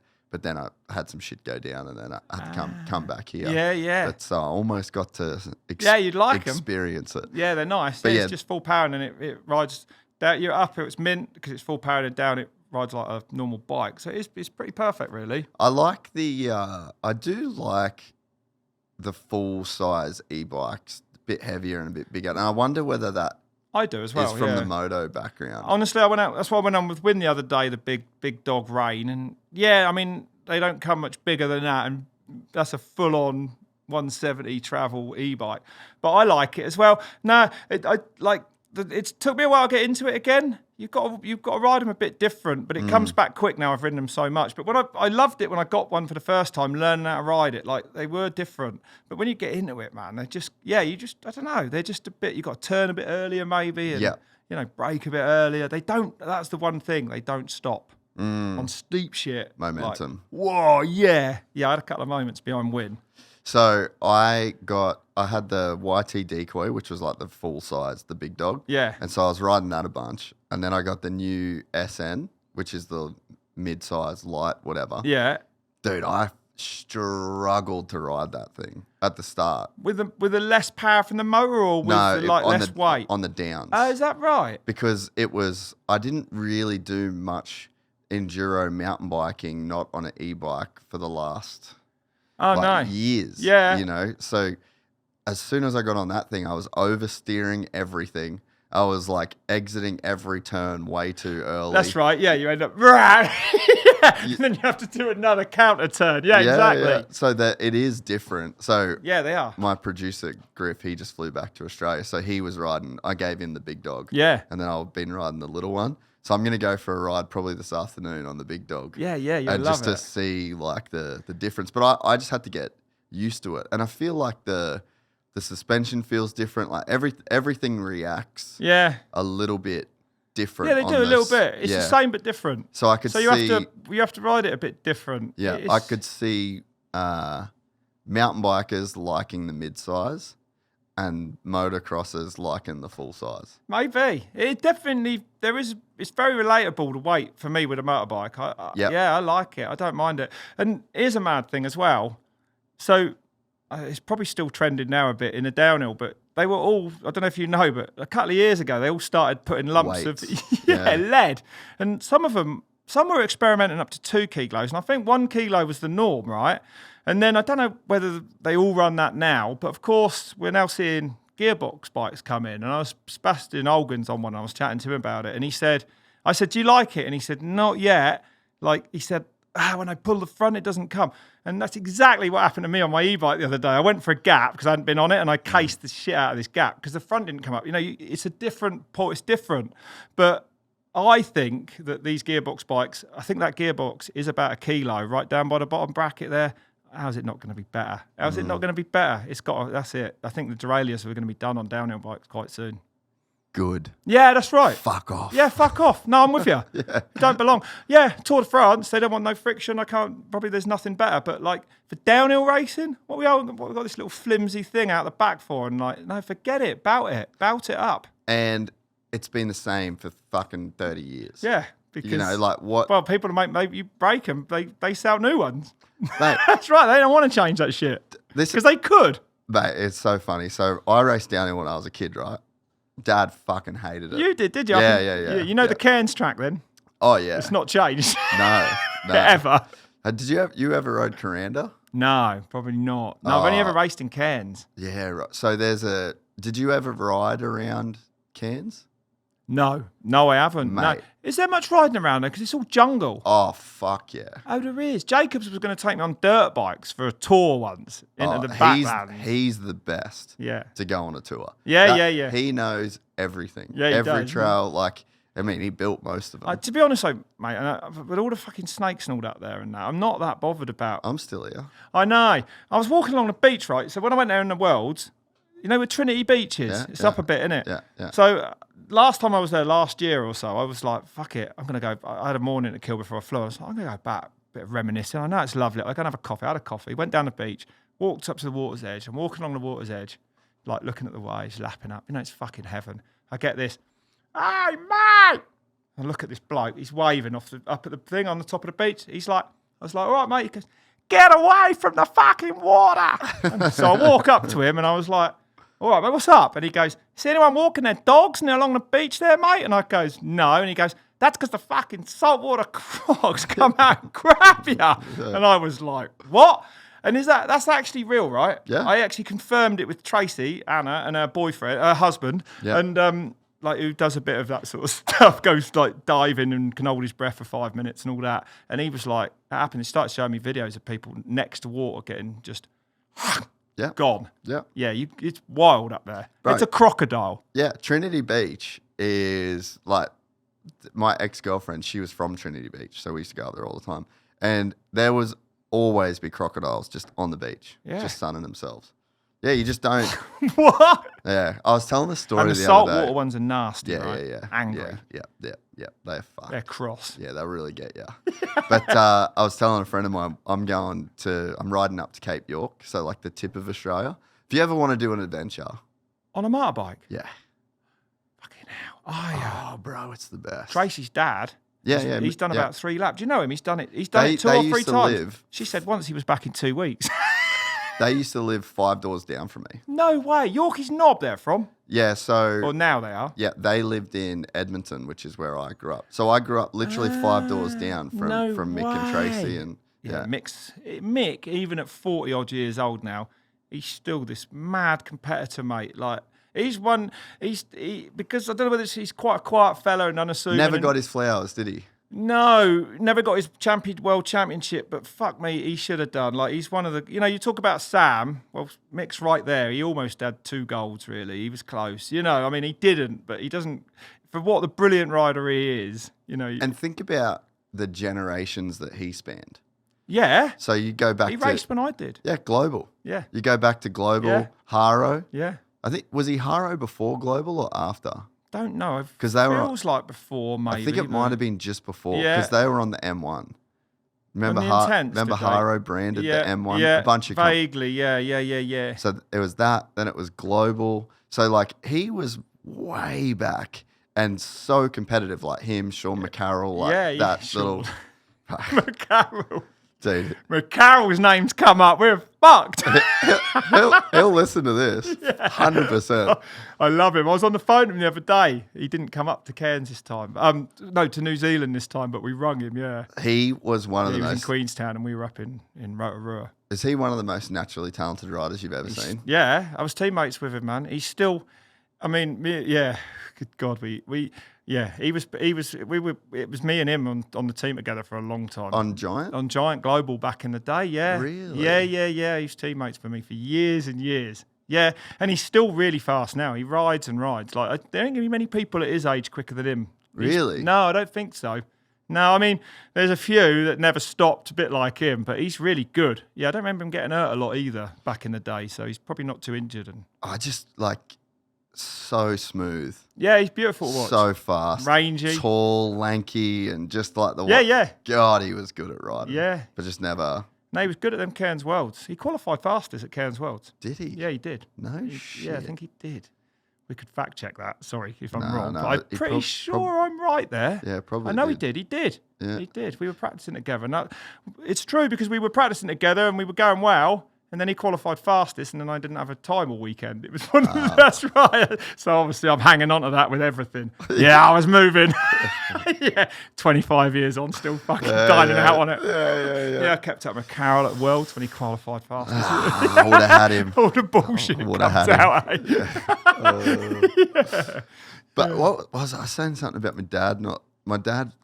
My dad fucking hated the mountain bike thing because he's like, bro, these are the biggest pieces of shit of all time. Like I bought, They were back then. mate, I bought a fucking terrible M1 off. It was Michael Ronning's bike, and then a local dude bought it, thrashed the fuck out of it. Adam Hunter, I don't know if you ever would No, I remember don't him. know him. But and then I bought it for $1,500, and I learned how to weld because of that. Yeah, they were dreadful, weren't they? Oh, the thing, Yeah, I they didn't cracked work. the frame like 5 times. The brakes never worked. I was No, the brakes never worked. always bleeding the brake. Had these old shitty haze Yeah. brakes that were Yeah. just fucking terrible. They were a disaster when I started racing. Like, you literally would never get to the bottom. No. You would never get to the bottom of a hill. Like, you'd never get to the bottom of a hill. Like, you know, you qualify top 5 and then finals, you come out the start gate and your chain would be off, or you'd get a flat tire. Honestly, in Cairns, I mean, I don't know, well, it's a long time ago, I picked my bike up above my head and I threw it in rage into the rainforest, right? And it went down the bank. Still there, probably. No, I got it, but I walked back across the track and then ran and I took off and landed on it, right, and jumped on this bike, right? I mean, this is terrible. And the bloke, the marshal, one bloke was there from MB UK Mag, Justin, my mate, and he tried to stop me. He was like, I'm going to stop. And this marshal went, stay back. There's no telling what he's going to do. And the next day, I couldn't fucking walk. I'd bruised my ankle so bad. Oh, I bet. Like, that's how gnarly I used to be. What an idiot I was. Well, there's also how much you wanted it back then. You know, of course, that's actually the truth of it. I was just absolutely distraught because I thought, I could. Well, you do put something. everything into That's it, right. right? That's the truth of it. But yeah, I played up a bit. Things didn't go well. I pushed I rode through, them little sheds they have by lift stations. Like, I don't know. I had a flat tire in one of them. I came out over the finish line, I know what picked you're up talking speed, about. and I ghosted the bike, and it went through the shed, like my race bike. Just put it through the side of a shed in Italy. Just fucking off it. Just raging. But that's your competitive nature. Yeah. We were all a bit like that then. I mean, it was like that. I think they're a bit more pro these days, but it was pretty raw then. It was definitely Yeah, raw. well, Palm and that, And you think about like the type of, like it almost wasn't a career, but like it was, and there were guys making good money, but but like there's a lot of money in it in the 90s. But no one knew that. Like to know that you could make money in the 90s mountain bike, and you had to be a weirdo to kind of even know that. Yeah, in a way. Yeah, that's right. I think you're right. I think by the time Palmer came in, I think he changed everything. He brought eyes. He brought more mainstream attention to it. Yeah, he did, and he did it differently. He was like, "You don't pay me that, and up yours." Like, he was funny, he didn't give a shit. But to be the kind of guy that wanted to be a professional mountain biker in the 90s, you already had to be on the fringe. Agreed. You know what I mean? Yeah. It was a freak sport to Yeah. race downhill. Yeah, it was crazy. Yeah. I turned up at the first World Championships in 1993 in MTB in France on a bike. I was on a hardtail. I had these pace forks in it that had elastomers. I ran the hardest ones, probably fitted another half in on top, and then every time I went over a fucking drop, you'd hear this, and the tire would hit the bridge, and the bike could hesitate for a second, and you're racing that shit, and like it was the start of suspension bikes, so bikes were just fucking crazy. Like, it was just madness. It was madness. The French with these inventions they had and that, like Parakis and people like him. Yeah. It was a bloody brilliant time though to be in it right at the start and see it move with the technology that came then, which was shit, but that's why the bikes are so good now. I had to start somewhere. But we still got derailers. We still got not for much longer, eh? I think they're going to go. Again, they're gone. They're gone. They are in most walks of life, aren't they? Yeah, for They downhill. even, someone told me the bouts even have less friction than a chain. Have you heard that? Yeah, nah. No, I can't believe that. It was a bloke he was going to. But I sold one of my trials bikes to a bloke, and he was like, "I'm just off to Poland fitting belts to the speedway bikes," and that was about 5 years ago. And I was like, "What?" And he was like, "Yeah, they're way better. They don't stretch. There's nothing." Like, he was like, "They are better." And that's my first brush with them. They will, but there's got to be an element of what you said, right? Like, they've been making them forever. They got all the molds, they got all the parts, they got all the supply chains, they got all the, like, there's no incentive for Shimano and SRAM to stop making derailleurs. No, like that's why they haven't. They might be now. Yeah, they're going to hang on to that tech as long as humanly possible. Yeah, I mean... And it's not going to be until other things are obviously... I bet they're looking at gearboxes. Mate, But you reckon? They got to be, ain't they? They probably had designs for gearboxes for years, No man. doubt, yeah. You know, but they're just like... SRAM don't mess about. They're on it. Yeah, they're like, fuck, I'm not doing why this would we until... do that and cost ourselves all those? Yeah. You know what I mean? And it, probably in manufacture, it's a lot more expensive, I suppose. I don't know about all that, but ultimately for race bikes, downhill bikes, I can't see it being any other way quite soon, really. No, it's got to be like that. Yeah, I think... Quiet. Imagine it. Lovely. Nothing rattling. Nah. All that shit's gone. Mate, I've said... There's like a funny clip of the pod where I was talking to Loic, and I was like, yeah, my bike, my old like the bike I used to race when I was a kid, sounded like I was riding a fucking toolbox down the hill. Just the old spanners in a fucking alloy toolbox. Oh, you need earplugs. Like you're on a 450. That's bro, it was the worst. They're loud, mate. Yeah, they were loud. He's nice, Bruni, isn't he? He's the man. He's dude. brilliant, isn't he? What a dude. What a dude. Such a good dude. And for a French guy.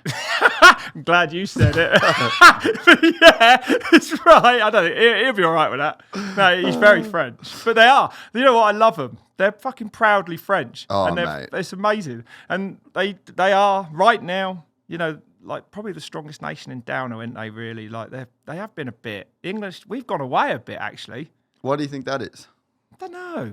Actually, I couldn't tell you. I hadn't really noticed, and then someone pointed it out. Well, we ain't got Petey winning every week now. That was like, and obviously, I feel like the French are strong, but when you've got a top rider, maybe it brings more riders through. I don't know. I think it does. It does. You'd feel like it'd take a long time though. Well, it does. I guess we faded out. Okay, well, perfect analogy. Chad Reed, Jett Lawrence. That's right. Exactly. There you go. That's what I mean about the time gap. It takes a while. That's right. And you think about, like, you had Voulios, you had Fabien Barrel. Like, there was never not Cedric. That's right. There was never not French. No, top elites. riders. That's right. No, there never hasn't been. No. That's right. They've always been there. And now, over the last 10 years, really, it's been like Piron and Bruni, amongst others. Deprella's been in there, but going fast, mate. Yeah, yeah. And I love them. The two main French characters. Bruni's like a professor, barely puts a tyre wrong, and then Piron, there's never ever been anyone like, that's right. Just there ain't never been anyone gears. who comes back from injury. It's astonishing to me that he can come back fucking after breaking his neck and having surgery on it. A plate in there. He comes back at basically he does come back at the same level and wins 2 back-to-back World Cup wins. That's like, who does that? Who does that even in Supercross? It don't happen. And that's like that's just another wreck. Like, that's not his first big injury. They have come thick and he's incredible. He's incredible, that is. That blows my mind. You have a big crash, it slows you down. Well, even G. Atherton years ago, he was like, big one. He was like, they take you back for a bit. And I was like, yeah, they do. Your confidence is gone, you're scared. You don't want to re-damage, not him, not Piron. Let's fucking go. Let me get on that start line. Like you said, he just clicked gears, doesn't he? That is amazing to watch, isn't he? Yeah, it's wild when you say it like that too. When you put it into, I can't believe it. Look how long it took. When I was commentating, you'd get more of a feel for it. Perhaps you'd be like, "Fuck, what the? Yeah, madness, brilliant." What you said about Loic being the nicest guy in the world, though, it's so true. Isn't he? God, and he's super clever and like articulate and just he's just so clever about his approach to racing. He thinks about it. Yeah. He's like, and 4 times. I wish he'd got that last World Championship. He crashed, didn't he, on the last bit? But if that would have took him a 5, and then who's got the most? Is it still Nico? It's Vulio, which is 10, but 7 elite. Is Bruni 5 now? He is, isn't he? I did this the other day. If I've done Loic out of a world champion, I think I could get. Let's not get my phone out here. Go on, get your phone out. This is important. He's 5 now, I think, and that would have took him a 6, and then he'd been 1 off Vulio. I'm out of touch with the World Cup. It's terrible. How many? Go on. I think it's 5 elite. And Vuyo was 7 elite and 3 junior when they had 3. So he's 10, but he's 7. Do we count juniors? I don't think we should. But they do bang them in a bit. But for me, Nah, I ain't bothered either. It's about the big ones. Go on. 5 times. Loic. 15. I'm so sorry, mate. I've done that twice now. It's because he won one when I won commentating on him. Ah, that's maybe, why. yeah. Well, that doesn't count. Not in my eyes.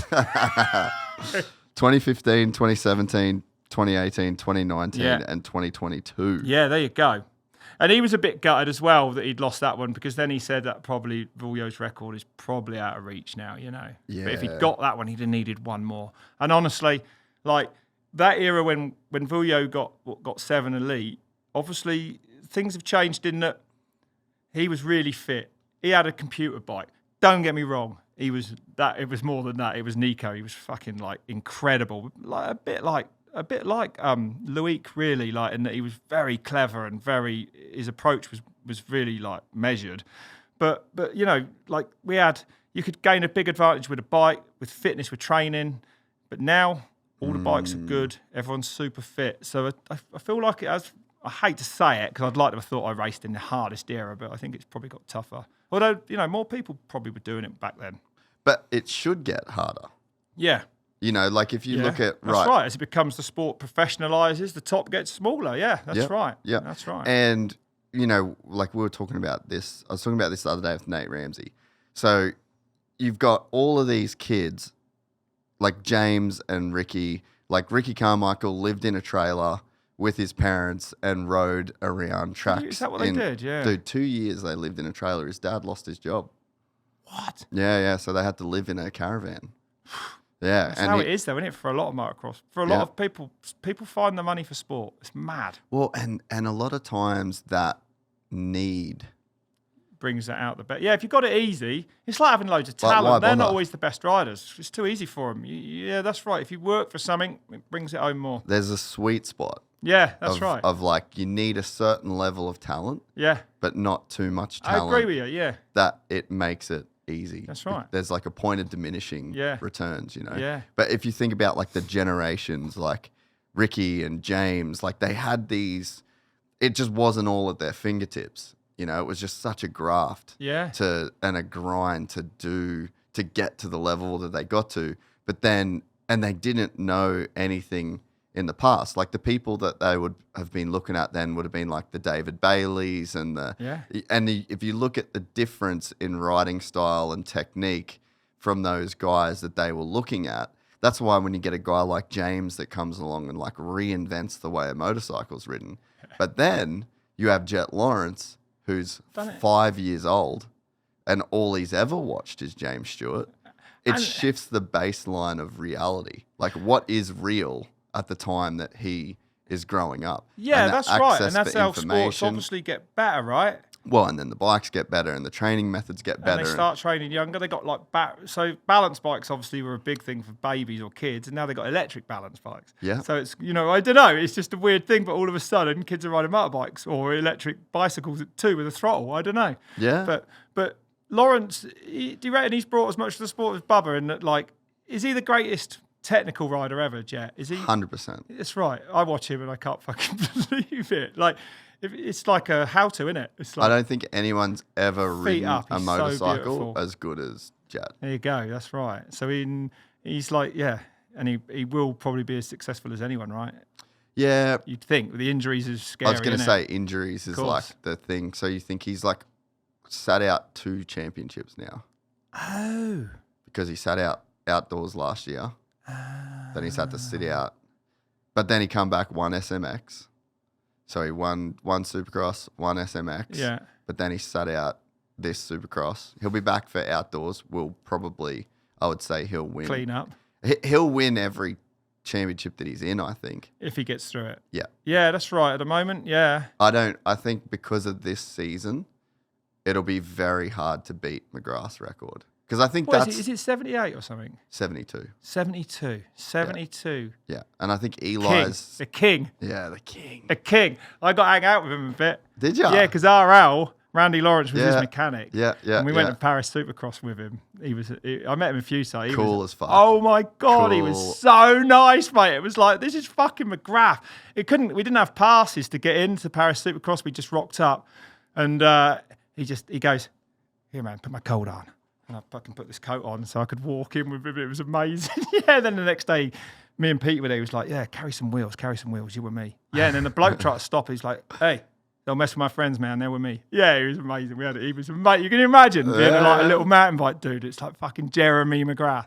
Yeah, on the 250, mate. And then he came to Sheffield with RL, and I never forget this line. He came in after first practice on this YZ that was like, like fucking just barking. Yeah. And he goes, fucking thing, it ain't right, man. He goes, you've heard that thing of the test track, RL? It fucking barks. Yeah. I was like, this is history I've just witnessed in my mind. It doesn't get cooler. I'm sorry, mate. It was a little fluffy out there for you. It sounded pretty good from where I was sat. Yeah, amazing. Yeah, brilliant times, mate. He's actually the coolest guy. I reckon. Oozer's cool. That's right. Oozer's cool. But 72 straight wins, mate. Main event wins. That's insane. It's a long way ahead of everyone, isn't he? I think Eli's like 53 or 54. Yeah, it's miles then, really. It's a lot, man. Yeah, and Eli is done after this year. He'll race next year. Supercross again? Yeah. He's just trying to find it right. Eli? No Yamaha? No. I don't think they can afford him. Oh, my God. They've got Deegans going to 450 outdoors next year. Oh. This summer coming or next year? No, next year. I was going to say that'd be good. Hey, they're getting wild in the 250s though. They are, aren't they? Yeah, he's good. I love it. I love Deegan. He's amazing, it's isn't so he? good. He's so funny. He's bringing a lot. He's great for the sport. Getting arrested one this week as well, and then turning up with a dropping the merch and doing. Yeah, he's great. Wait, if you're going to get arrested for doing donuts in the parking lot. That's right. Like harmless. And so good that everyone didn't jump on him and fire him. Like, come on, let's be real here. It's funny. I'm so glad that happened in 2025. Yeah, that's right. Imagine if that happened a couple of years ago. Yeah. Everyone would have lost their minds. Well, they did when James got done for something, didn't he? But I think he was... That was pretty funny, though. Maybe putting a blue light on top of his car. Yeah. I did that once. Did you? Yeah, we did it at any regatta. I bought one. You can buy them in Europe. It was like a cigarette lighter and a magnet.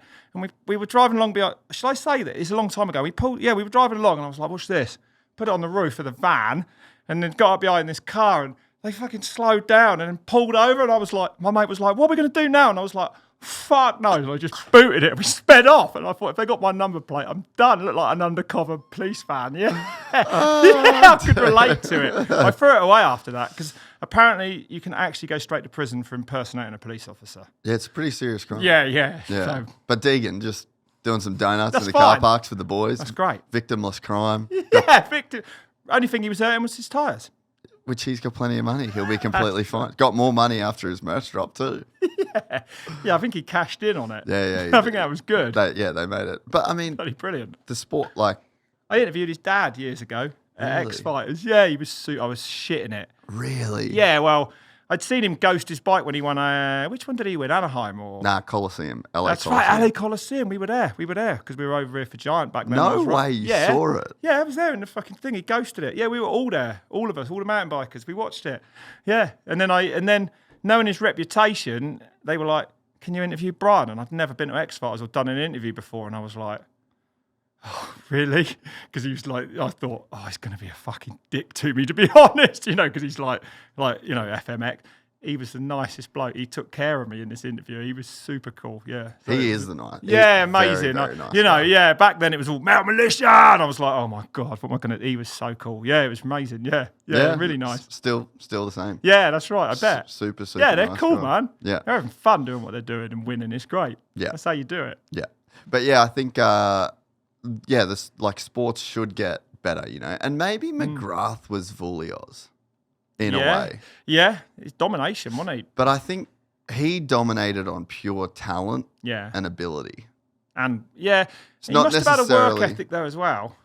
When he do 100 starts a day or something, he gave us, he used to, it was insane the amount of starts he would do a day. I think a lot of on the bike stuff. Yeah. But it wasn't off the bike. No. In that time. And like even he'll say those years like the '01, like when he was on the Bud Light Yamaha, Yeah. he just ruined himself by all the off the bike training. Because it's like, if you think about these days now, right? Like you hear guys talk about their base. So they're like, oh, I got to build my base. I got to build my base.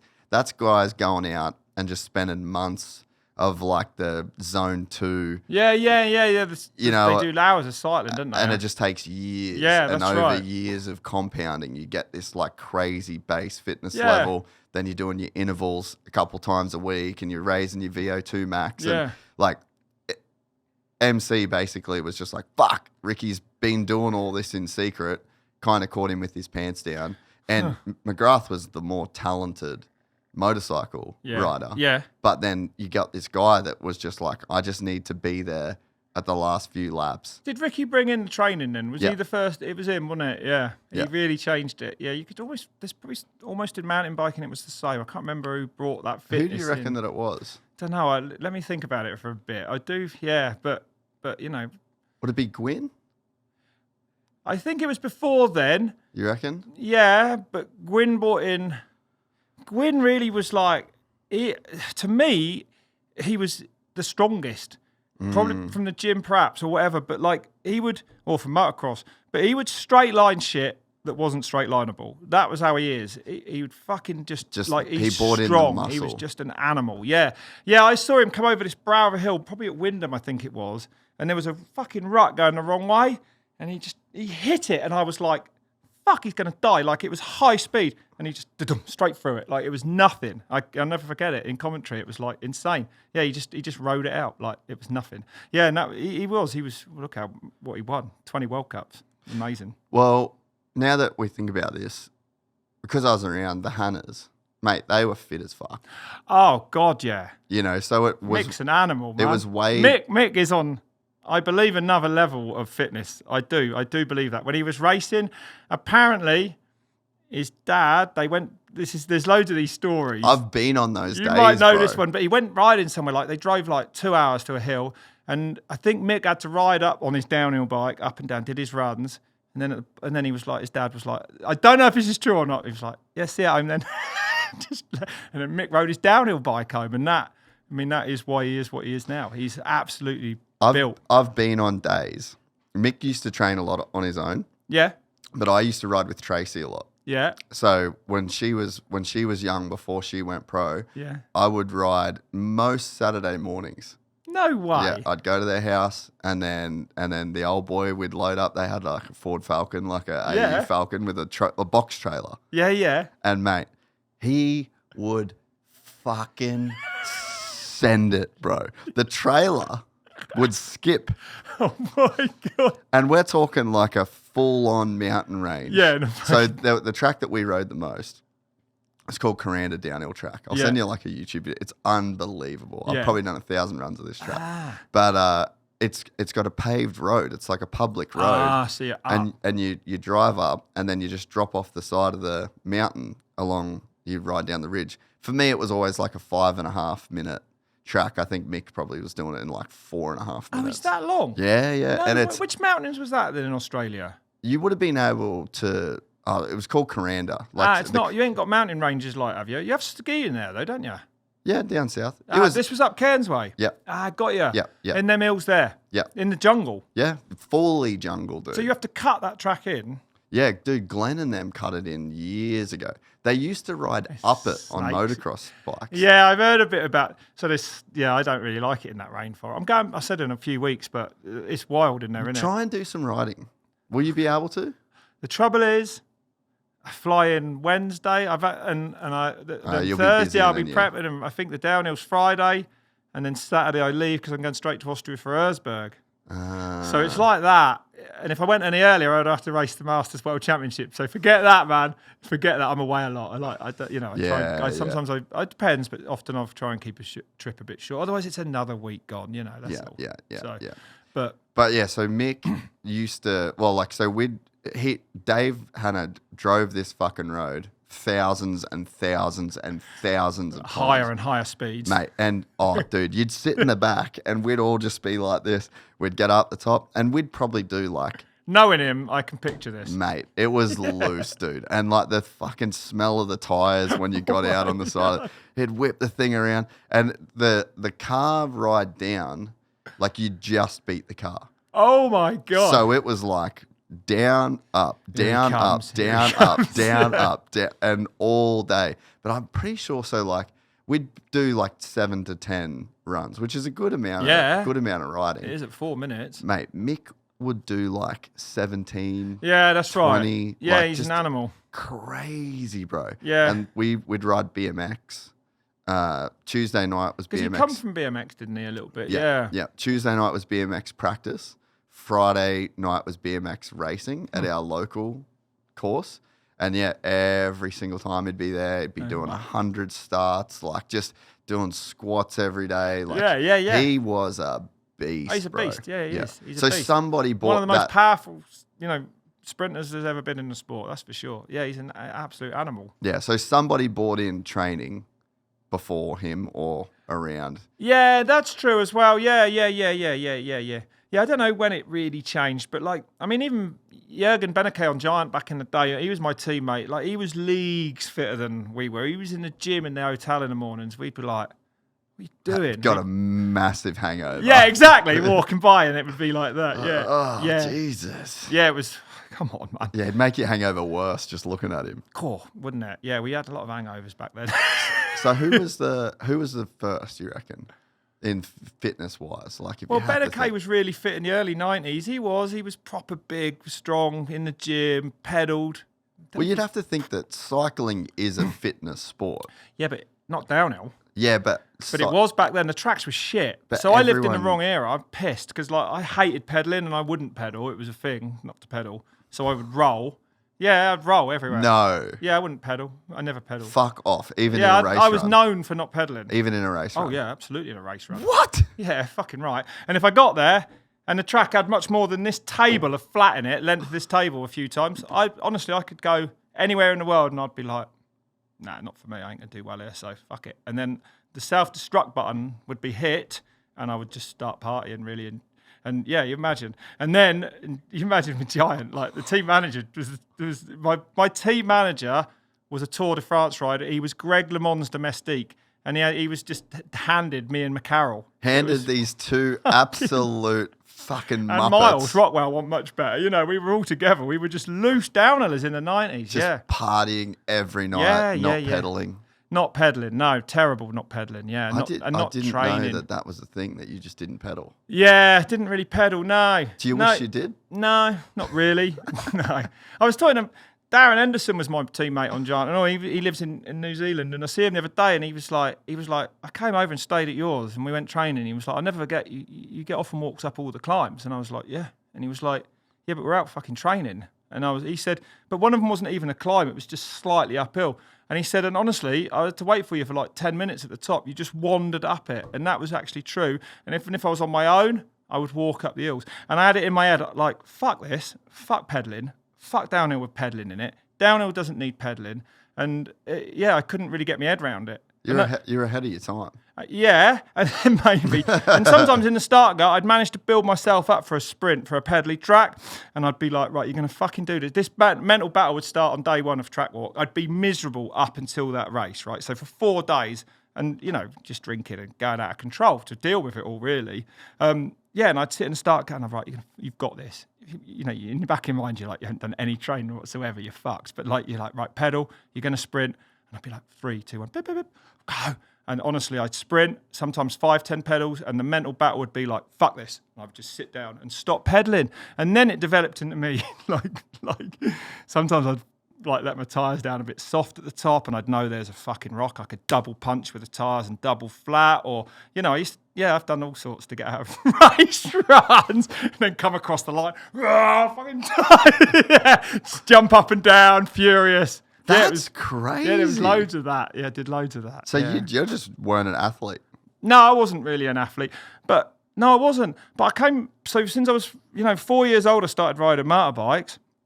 I competed in motorcycle trials, to sort of national level at home. Like when you do motorbike trials, that's all you do. I did it every night after school. Every weekend I'd be at a trial somewhere. So I didn't, and all I did was ride trials bikes. Like back then, I don't think anyone was in the gym for that. You know what I mean? And it was completely, what the fuck is this pedaling thing? Like, but the skills I had from it were ahead of people. Of course, they were, because people were coming in from motocross and enduro or cross-country mountain biking. Yeah, and all those things. So as a trials rider who'd been behind bars all day, every day, all his life to that point, I had skills that related massively to a mountain bike. They're short travel, like you stand up, they're like the same as a trials bike, So if it was a technical track, and there might be 2 or 3 a year, I was like, right, then it was on, and I would absolutely that week, I would know every centimetre of that track. Like I would know it. I'd go to the room. I would lay in bed. I would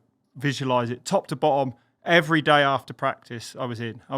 Still didn't train a lot, but I did do a bit of training in places, but I don't think not everyone else, But sort of mid-90s, I probably started to train a bit more. Yeah, you had to. You had to, because you weren't going to. It was almost impossible. Would you do it different now? I mean, now I go to the gym a bit because I'm so destroyed from it all that if I don't sleep at night. My shoulders wake me up, and all that. So, but no, I'm not. It's a chore for me to go. It's a real chore for me. I did some planks before I came in this morning. It took everything I had. I was like, when you said you were late, I'd put them off till I get back, and I was like, fuck, do them now. Yeah, you bastard. But they're done now, and I actually knew that I'd be it would be good for me to do them, because if I hadn't done them when I come here, it'd be hanging over me. I'd know I'd have to do them. I'm a bit weird like that, but I was like, so I did me 3 2-side and 1 middle plank, yeah, and now my hip ain't hurting, so we're good.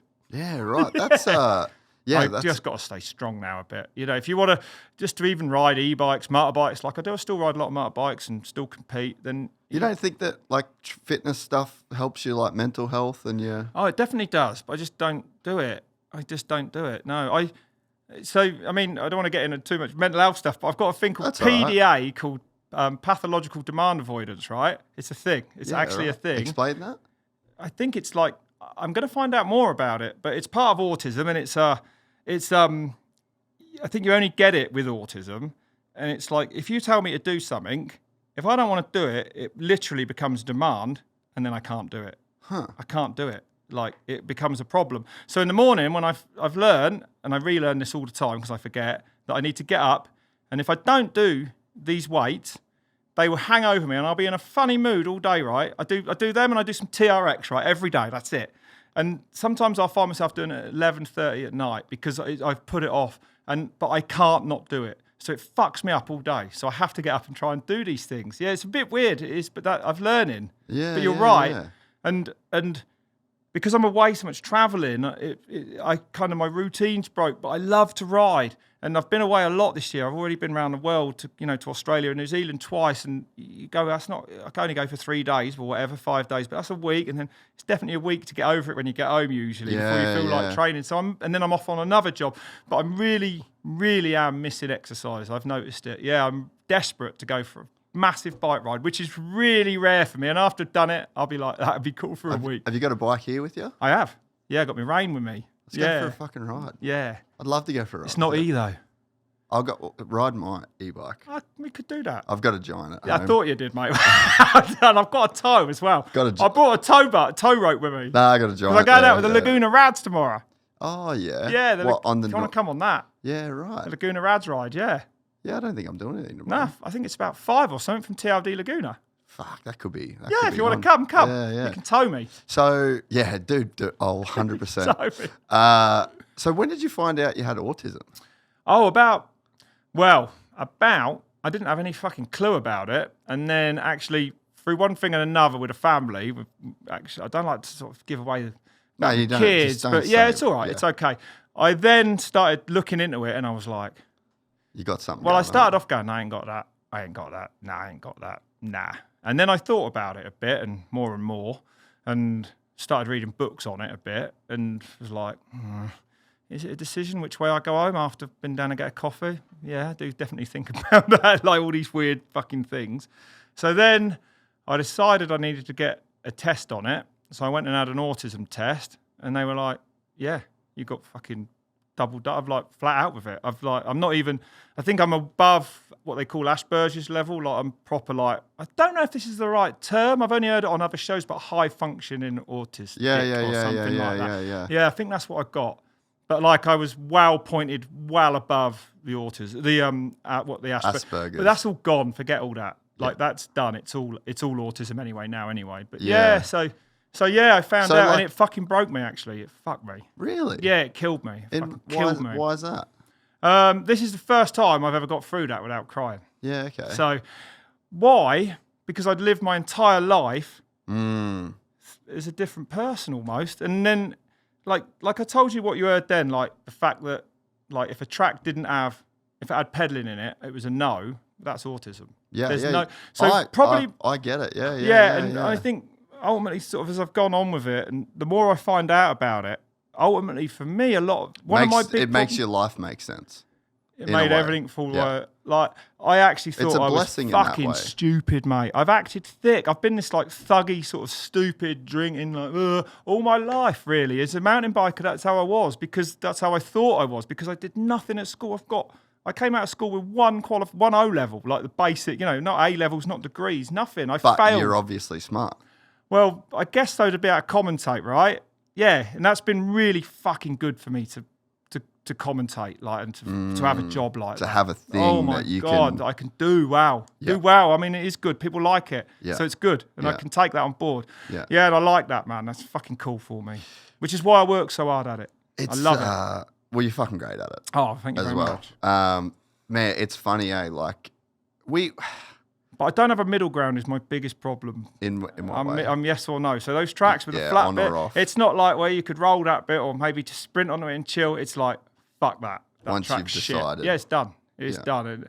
And that, as I move in the sort of professional circles I do now, I really, really, really try and I still fuck it up. I'm like, no. And then sometimes I'll be like, next day I'm still learning, but I'm like, I've like, be cool here and, yeah, do it. It's not a yes or no. If you don't like it, the middle ground's all right. Just go and do it. Don't, Yeah, I'm funny. It's weird. It's a weird thing. We all exist on a spectrum, though. I think so. To a point, it's 100%. Yeah, and actually, the actual spectrum's more than 1 in 100. Like I know, fucking loads of people. I see it everywhere. Like 1 in 10 or more than that, even. Come on, like let's be real about it. I mean, But I'm weird in a lot of. There's a lot of aspects of me that have it a lot. Like I find it hard to walk in a room full of strangers. And sometimes people have sensed that and people will come up to me all the time. And if I'm not ready for it, I can be a bit, I don't like it. It's funny, but that's it. That's what it is. So that's why I went on Ride Companion, actually put it out there. A lot of it was like, well, especially as it was after I'd lost the World Cup commentary. So I was triple Which fucked. Obviously had a pretty big impact because of how much that was a part of you, and there would have been a lot of purpose in that. And I guess you're nailing it, really. I don't think I'd ever connected those two things, but that's right. It was like, that was the one fucking thing that I was good at, and maybe and it was like, now it's gone. And I wasn't over this autism diagnosis by any means, and I don't know. And also in that period, I wasn't particularly good. I mean, I think only the last year really that I've not been like fucking angry about losing the World Cup and stuff. Like I've had to move on. I'm still angry about it, but I can't. But you're killing calm. it. Yeah, it's all good. I just don't. Like, it's all good. I've got loads of work. I'm happy as fuck. I get to do these amazing street races and fucking hard lines. The biggest, still commentating the biggest days in downhill by a long way. Yeah. So it's cool. I had such an emotional connection to the World Cup. It's weird. But then the other day, I was thinking about it still, and it's like it was my life from '93. I fucking barely missed it until 2020, whatever. It was like I went to almost all of them forever.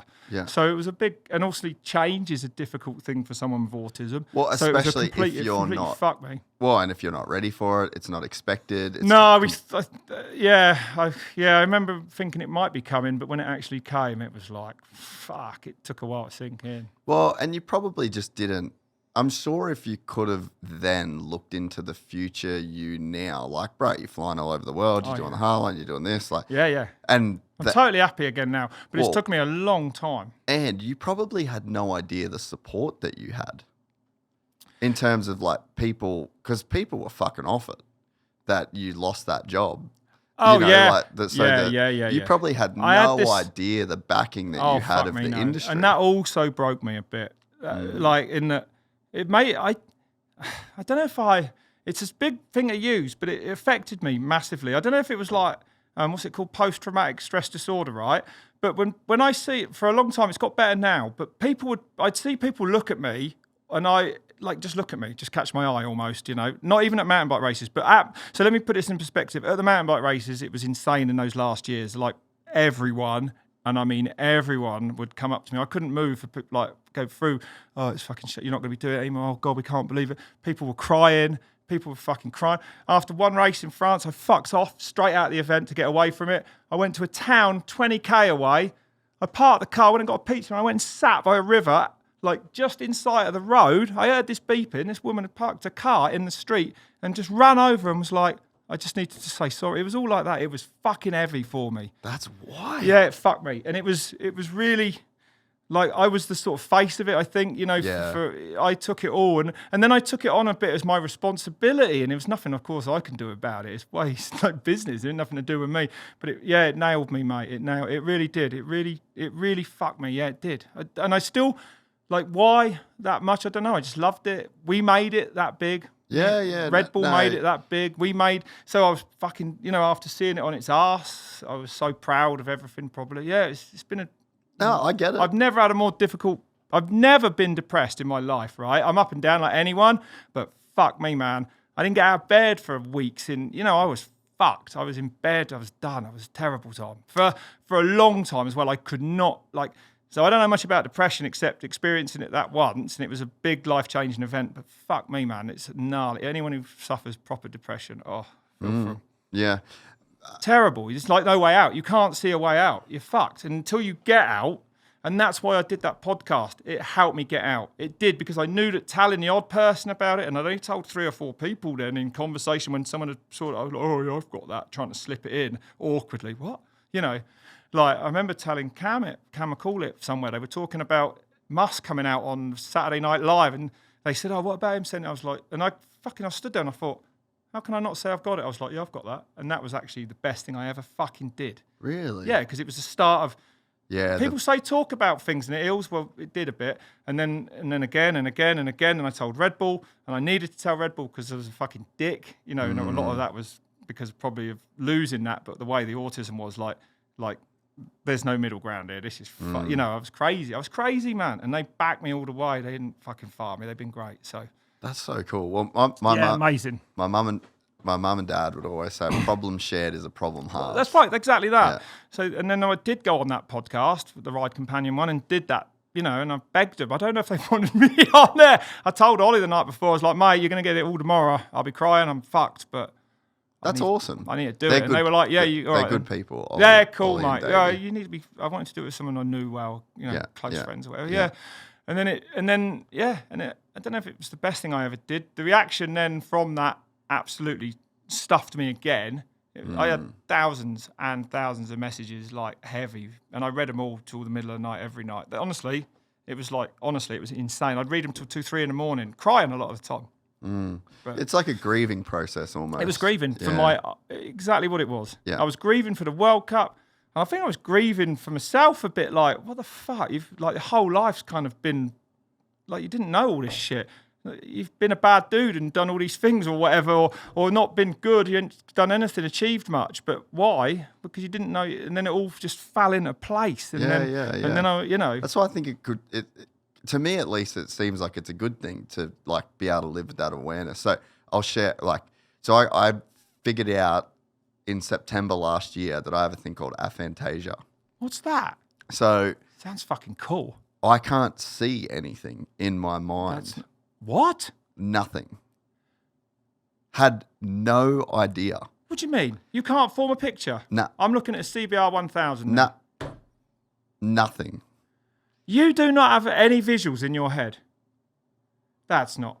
Zero. So if I say to you now... Can't see it. Think about your YZF 450. No. You can't picture that? All I can do is think about it.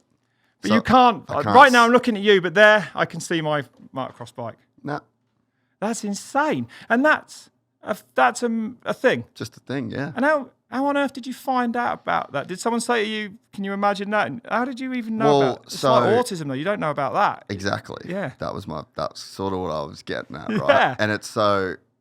And it made a lot of things in my life make sense. Because, Did it upset you? yes. But it also, so this is why I feel You're a like bit gutted, right? I feel like I can kind of relate in a way, because like it's upsetting, but it also makes a lot of things make sense. Yeah. It makes the way that I think make sense. Well, that's right. It makes I fucking forget so much shit. I do. I couldn't do math. There was so much stuff, because when I try and form these visuals and I try and think about things and I forget people's faces. I forget people's faces to the point where people that know me walk towards me and I have a fucking panic attack and I won't say hello Dave or hello John. I know 100% it's them, there's something I'd like to find out about it.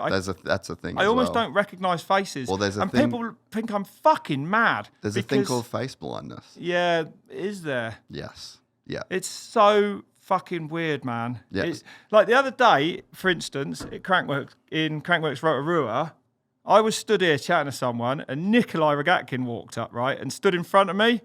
And I looked at him, but I definitely didn't recognise him. And I don't know, he probably thinks I'm fucking rude or something. You know, this is how it is. And then after sort of a little bit of time, it's like, how are you, Warren? And I was like, hey, Nikolai.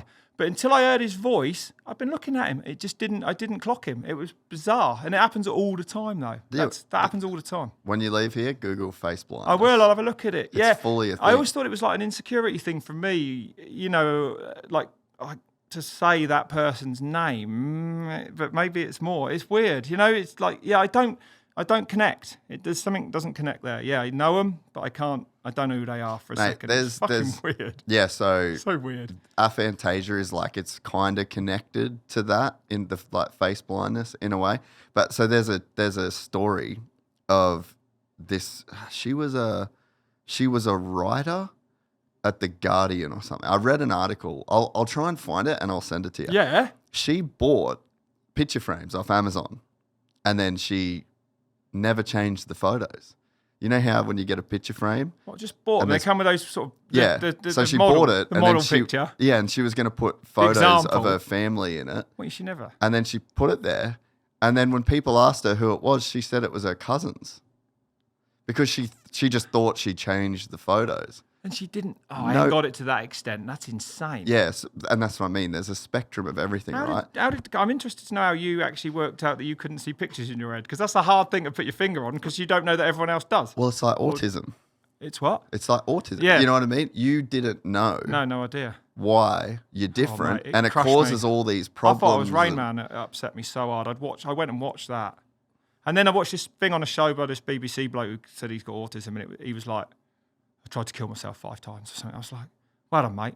Fucking hell, this is really inspiring here. This is great. I did, honestly. It crushed me. He went, it was all heavy. Well, so I started doing, like, I've always thought very differently to people. And I just know. That's why you're good at this. Yeah, I know I think differently. Yeah. Because I'm around other people that just don't think like me. Like, I can have, like, all of my thinking is very verbal. So that's why I'm obviously good at talking and I'm good at writing. So you hear your own voice a lot. Yeah. I can like that. I can hear other people's voices in my head. Like, I can have full conversations with people in my head. They sound like their voice. Them. Yeah. So it's like a.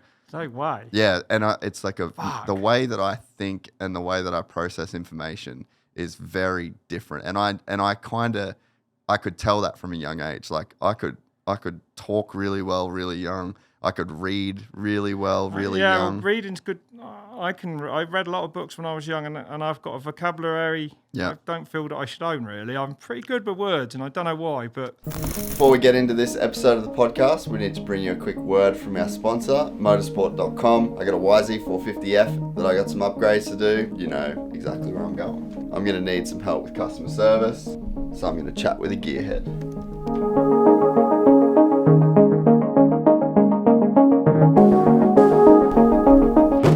box showed up. It has a 2007 KTM master cylinder, a Yamaha caliper, also 2007, and a Turner braided brake lines. I feel like this is a very good upgrade for $600. Need the old hanger, so we're gonna put a bit of grease on that and get it back on, bolt her up. Caliper has been done. Now this can just get bolted on. Now, shout out to Kiefer, who I think stole this off Doug Dubac. That was easy. Nah, that was easy. This is a pretty epic upgrade. You can get OEM parts to build this little Frankenstein brake kit, or basically anything else for any brand by going to motosport.com.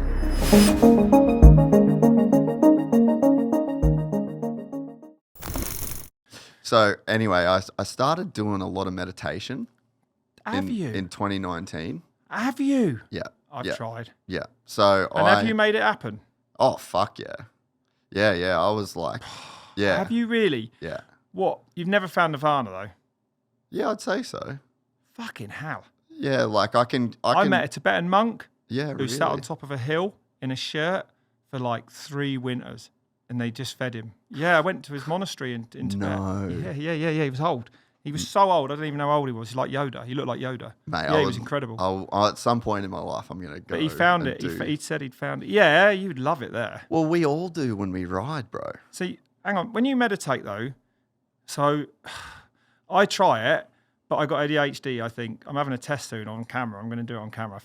I think it's the Oxford Autism place. I hope I've got that name right, but they're going to let me film it, which is amazing. Because these things need breaking down. You break the barriers down, people see what it's like. It's not such a big deal anymore. Yeah. But I think my ADHD is way worse than anything I have, man. I'm full focused here today. Like, this is good. But afterwards, I'll fall asleep. I'll be done. I've had ADHD my whole life. I was diagnosed as a kid, yeah. Were you? Yeah. I was on medication when I was like 9, 10, 11. Ritalin, innit? Yeah, Ritalin, way back then, yeah. And what does it do? I have Adderall now. You have Adderall now? Not right now, but I'll only use it for, I call them office days. So I would, bro, full-blown retard. I'm sitting at my desk. I've got a million things to do. Can't do any of it.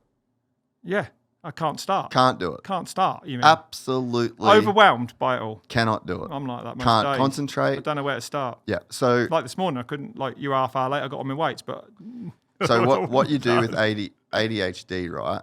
So your brain doesn't get dopamine by completing tasks, essentially. So like your brain gets dopamine by like switching tasks in your brain. Like it actually rewards you to just think about something else. Yeah. So that's kind of like... Oh, so our brain flicks off on all sorts of shit. Oh, yeah. And then you'll get rewarded for that. So when you take, have you ever taken anything like that? No, because I've never had a diagnosis. I'll give you one. But I'm going to get this diagnosis and I'm confident I've got it. And then the next step, I think I will try something. I don't think I'll try it long term, but I'd be very... Well, so... Does it turn the ADHD off? Completely. Well, it means I'd be able to watch a film in the evenings. I can't watch telly. I watch episodes of shows 4 or 5 times before I've watched them. I put them on and then I just fucking... Yeah, I don't really watch TV. Well, I don't watch much because I'm flying all the time. I need a good series. I'm watching The Boys on Prime. It's insane. Yeah, right. But like, I know that I've watched episode 4, 5 and 6 of series 3 now at least 4 times each. Because you just can't concentrate when you're watching it. To the point where I start watching it and then the next night I'll be like... And have actually, I seen this? Because Well, yeah, exactly. I've fallen asleep as well afterwards. So normally they've all got lines like I've watched them all or whatever. So I don't know where I'm at. Yeah, and I will watch the same, and bits will come back, and I'll be like, oh yeah. But then I know I've watched it before, but I haven't took enough in for it to make sense. Yes, savage. Yeah. But then like other times I can, because I watch those in the evenings usually, but sometimes I can be the opposite and have absolute focus for, like the commentary. I can commentate. Exactly. Yeah, no stress. Yeah. Like, I concentrate like a bastard. I wouldn't take my eyes off that screen for 3 hours. Yep, and I can do that with this. Yeah. I can do that with reading a book. I can do that with writing. Like there's jiu-jitsu. Yeah. Like there's all these things in my life that I could do. But I think, at least in my own mind, like there's a certain amount of dopamine that your brain gets from writing, like the chemicals that are. Yeah. You know what I mean? So And like also, you're getting that through Miles, those when I used to things. not want to train, Miles Rockwell, my teammate he was with me on Giant and all, and I was like, he stayed at my house a lot, and he was like, let's go train. And I've been like, no, you know I don't train. He's like, it's just meditation, man. It's Yeah. just fucking breathing. And Yeah. it's true. Yeah. Like, you just get in a rhythm of breathing. You're on your own in the woods. Yeah. It is, to me, that's probably as close to meditation as I get. Because when I don't know when I'm just supposed to concentrate on your breathing, right? So I'm in and out. But I actually, as I'm trying to meditate, I think breathe in, breathe out. And I can never get past that of like the calm. I'm never calm enough to do it, basically. That's right, isn't it? Is that sort of a way of putting it? Like, my brain's too fucked. Well, To but I think to slow down and actually do that. It'd be the greatest thing on earth for me, right? yeah. There's an app called Waking Up. Oh, is there? That's what you need to use. I'll have a go. You need change my life completely. Honestly. 1,000,000%, bro. And how much do you meditate? Every day? I don't do it that much anymore. Okay, so when you were getting into it and it was helping you, and Every single day. for how long? 10 minutes in the morning. That's it. So I got really into 10 minutes. You can go under in 10 minutes. Oh, mate. I reckon from 7 to 10, gone. And then And a 7-minute battle to get there is a battle I because it wouldn't feels say- like a fight to me, and I can't do it. I wouldn't say That's why I've given up with it. Well, so I'll go back a bit. So I was just very fucking, I'd say like angry and very, like I was so different to what I am now. Like not calm, not chill. Like I would just mentally like hang on to things. And I was very like, it was a fucking whirlwind, you know, and I just like wasn't happy. I wasn't fulfilled. Like, Yeah, like me, probably you know, like a lot of the time. things. Yeah, I wasn't in a good place, and I'd struggled with my mental health my whole life. Really? And I think Yeah. ADD was a huge part of it. And I was on medication as a kid, but then I was, you know, it was. See, at school, well, just quickly, I found some old reports from primary school, and one of them said, like, they all called me butterfly brain. It said, Rob has butterfly brain. He's got amazing talent for English language, but he'll never get anywhere. And actually, all he does is ruin it for everyone else in the class. All my reports were like that. I was the exact same. Yeah, and that's ADHD, and that was one part of the grief for me. It's like, oh, fuck, did no one spot me? I was completely out of control at school. I spent most of it outside the headmaster's office. I wasn't a naughty bastard. I got fucking autism and ADHD, you fucking idiot. So that pisses me off. Yeah. It does now. Yeah. Like, you've wasted 16 years of my life. Also, Get fucked. I got medication. I did the whole thing, but then it became like a. I'm going to try the Adderall. And can you take one and it works instantly or not? You don't need to let them build up in your body or... No, oh no. So I could have one and say, I want to watch the boys. It's fucking meth, bro. It's what? It's meth. It's literally. I know it's amphetamine Yeah, based. it's amphetamine. Yeah. So it's like it. How does that work then? Because I thought it just made me crazier. No. I'll. Because it focuses you. It basically, it's all about what it does to the dopamine receptors in your brain. So a normal brain, And ADHD comes down and looking for dopamine.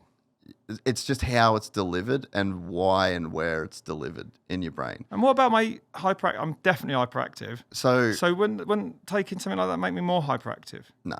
I don't get it. This is... Yeah, it's crazy, bro. Yeah, it is, right? Yeah. So But you're calm as fuck. I think that's Chill. probably You're from chill. the You got a chilled aura, that's from not an ADHD aura. Bro, that's meditation though. Ha. It's fucking. So I'll go back. I'll tell you a story. So I was pretty unhappy. My life definitely wasn't what I wanted it to be, where I wanted to be, right? And I kind of wanted to try meditation. It was a thing that I thought, oh, this is a thing that can I've tried. answer I've really tried, answer my problems, you know.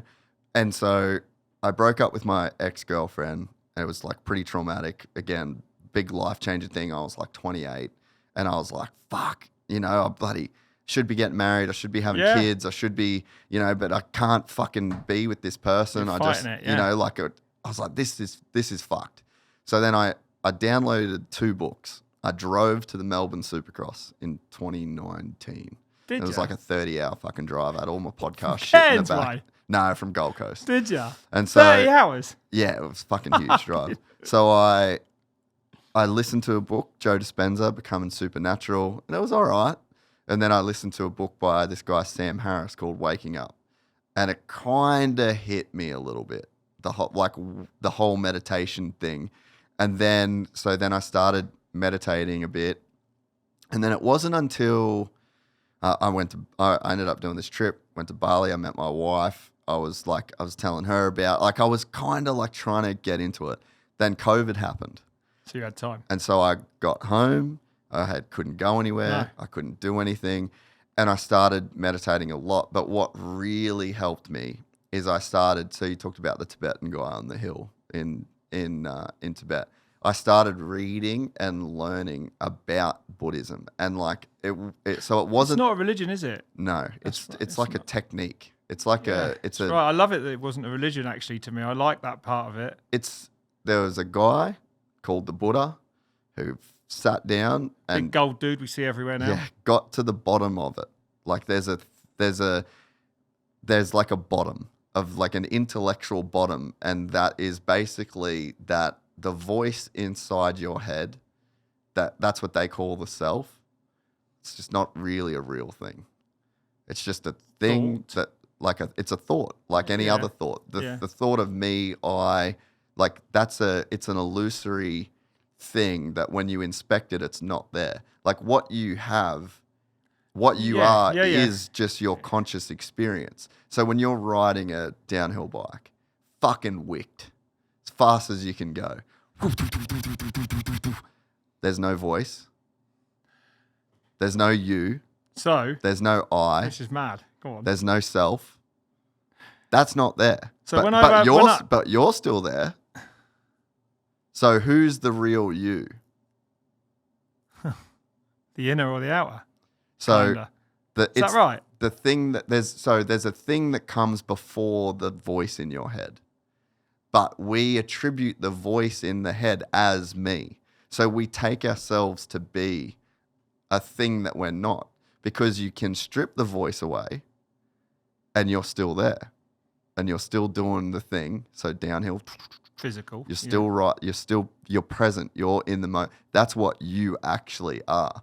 You are your conscious experience before all the other layers of I'm not enough, I'm a fucking retard, I can't train, I got autism, I'm fucking my life up, I'm fucking this, my girlfriend sucks, my family sucks, I hate my job, That's the thing that makes everyone fucked up. Yeah.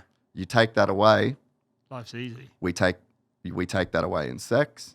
We take that away when we're watching TV. I take it away after a bike ride. It's about the only time I feel good. Like sometimes I feel calm. Calm's the word, not good. I feel calmer. So for at least for me, right? So like my whole life, and why I'm even doing this now is because I knew from a young age I didn't have the tools or the knowledge or the understanding to know any of this. I didn't know this until I started reading and doing the meditation and all that sort of stuff. I raced to a bicycle every fucking minute of the day. Get me to a bicycle. Get me to a motocross bike. Yeah. Get me to a thing that gets rid of the voice. Me too. I fucking hate that Well, that's voice. right. That's why I go bike riding. I love motorbike. There's nothing. Trials bike. Yeah, that's right. Motocross bike. Well, yeah. Mountain bike. Trials is my thing, and I don't. It's the one. Yeah, it's my go-to calm. I know that if I've had 3 hours on my trials bike, the rest of the day is going to be fucking mint. Like nothing will bother me. Yeah. And that's why I need to go training when I get home. And it's just a bit difficult with all the travel. And obviously I'm a creature of routine. So it's hard for me to introduce new things and everything like that. But so when you're meditating, you say, I can't do this, or my brain, it's going. So it's kind of just a matter of you just sit and you know the thing to be true, right? So you know that the voice in your head is not you. So what happens is we attach ourselves to that voice, right? You take that voice to be you. Are we in control of that voice? No. Is that right? Fuck no. Because it's reacting. It's like it comes from the back of your head into your brain. So like this. You can't not hear that. No, that's right. You can't not hear a thought. You can't not hear a thought. You don't author your thought. You've had thoughts in your life that have surprised you. Yeah. You've had if you miss say a word. So I just fucked up the start of that sentence. I didn't mean to do that. I didn't account. There's nothing that I can do that accounts for that, right? Yeah. So, and that's what Buddhism does. That's what the Buddha figured out. So he's sat and thought and thought and thought and watched the way that the brain actually works to the point where he created this whole, I guess, like system around like what you would call like meditation. And what nirvana is to just be able to sit in the present moment. You can get to a point where no thought. Yeah, it just turns off. Yeah. I've never managed that shit. But you have on a bike. And I said about meditating on a bike. It is. That's almost. I do see it as a bit when I go for a ride. I'm like, it's good meditation, maybe. I don't know, but it is calm. It's fucking calm, and my breathing's regular, and maybe doing something in my body. But going back to what you said about the thought. So in the downhill run when I was racing, I kind of would know sometimes.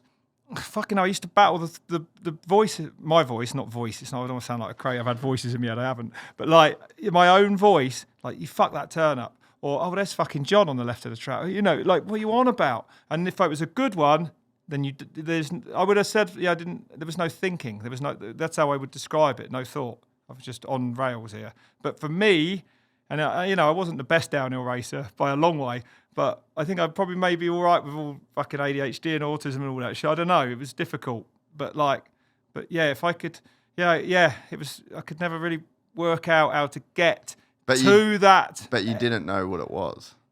Mentally I couldn't get there. You know, I knew. And when I'd have a good ride and it would be like that, I'd actually fucking then try and be like, how can I get back there? And a lot of my career was actually spent trying to be in the same mental state when I'd done well, but I couldn't do it. I should have worked with a psychologist. It would have made a huge difference. But we were a little bit before all that, I think, really. But what you're explaining is like that's the problem with existence in general.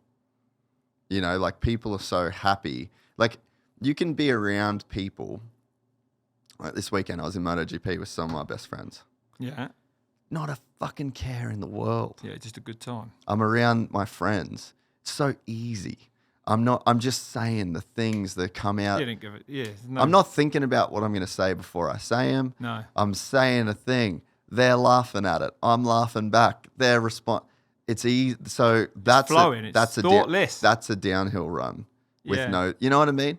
So it's like it's understanding what. So in Buddhist terms, or in any kind of that, you know, there's different various Zen, Tao. Like is that the Nirvana moment? Is that what they call Zen? It's the same shit. So it's the voice in your head that is narrating your own experience.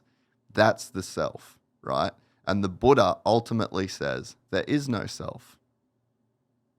There's just what they would say like consciousness. There's, you know, so there is just who you are is before that thing. So that voice in your head is just this layer on top of experience. You're deeper than that. And yes, you come before that. Yeah. Yes. So what you're doing is if you... Yeah, now I see it. So, yeah, I'm listening to myself, right? And you're taking it to be you. But how can it be you if you're before that thing? I would have said because I'd said it, but that's not what it is. But you didn't say it. It was just a thought that came. Yeah, I see it as speech in my head, but it's not, is it? It's a thought. Yeah. I'm gonna have to do a bit of research on this. I can send you down the end, mate. Yeah, so I would, because I will spend time on these things because I know they will sort me out and make me better at what I do, and better at commentating, and better at everything, better at life. Yeah, I do. And would you take Adderall to meditate, and would it be easy? You wouldn't. No.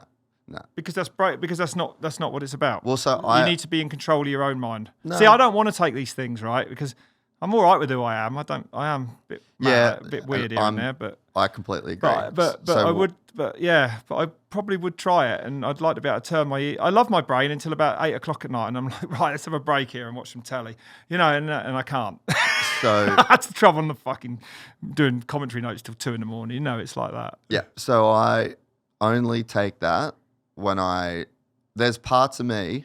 So like even my wife, she'll be like, she knows when I'm on Adderall. And she's like, it just deletes your personality because I just turn into like...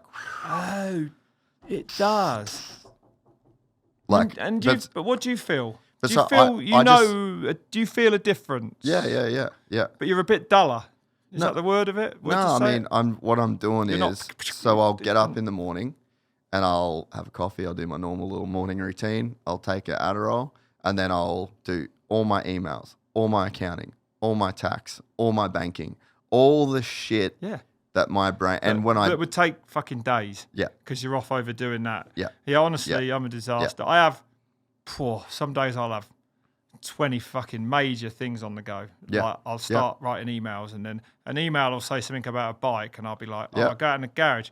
So now fucking look at that bike and then that bike there needs those tyres putting on. I might as well put those fucking tyres on. So what's happening and it just escalates, So what's happening is you're in the brain... And I end up doing nothing. It's the sad bit. Yeah. That's the gnarly bit. Nothing gets achieved that day. Yeah. And I spend, just to be clear, most days like that, and it fucking kills me. Yeah. I'm running out of time. Yeah.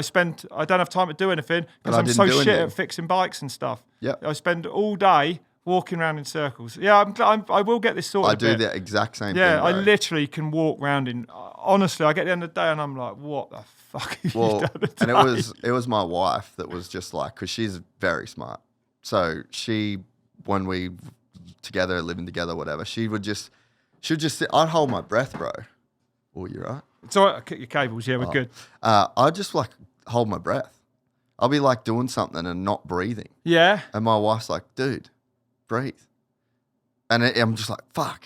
Like, so I'm so like, she could just see it all over me, you know? Huh. And then it would just get to a point where my tax would be late. I'd be getting $15,000 tax fines. And it's like, just do the fucking thing. Just sit down and do the fucking thing. It's not that hard. Everyone else does it. No, like this morning. I can't do it. Like me with my fucking 3 planks this morning that I couldn't do because, and then you said you're half hour late and I was like, fucking do them now. And it was a massive effort for me to get on the ground and do them. Honestly, it was. Yeah. It was. I didn't want to do it. Yeah. But I knew that, and that's knowing that the rest of the day won't go to plan until I've kind of ticked that box because that's an everyday thing I need to do if I want to function and ride my bikes, which is my one priority in life, really, is to, and still, because it's a demand, there's, like, you can imagine, like, with all this shit on top, how fucking complicated my head is. Like, PDA, what the fuck is that? Yeah.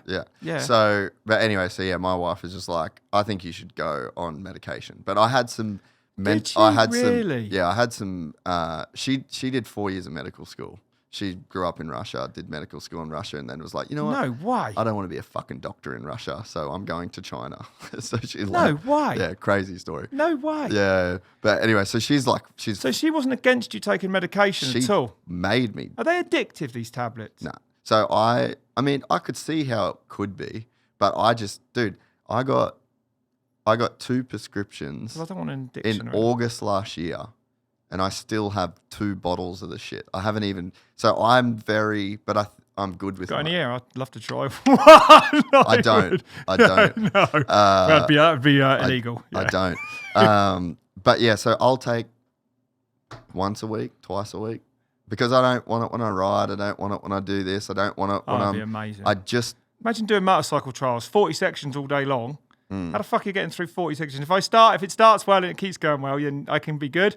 But if it starts badly, oh my God, then I just ride around. I mean, I just give up. I might as well not bother. And I think that's part of, it'd be easier, right? If I had something to make me just calmer and not be so black and white. Like, you fucked it. You're not going to win a trial. Let's go. Like, you might as well go home. Yeah, but I think that there's also an element of when you understand what that voice in your head really is, when you can turn off. So ultimately, what meditation does, and ultimately how I've used it in my life, it's not meditation. Like, meditation is the place where you go to inspect that voice in your head, and to turn it off or not. No, you can't. There's no way you turn it off. But I thought it was only... But that's not the point. I thought meditation, you'd only reach the bit you needed to if the voice was gone. Yeah, but the voice can still be there, but if you're not attached to it, what does it matter? So you get... Like... I see it a bit. Yeah, it goes, because it's just irrelevant to you. You're not hearing it. Yeah, you can hear this, but you don't think it's you.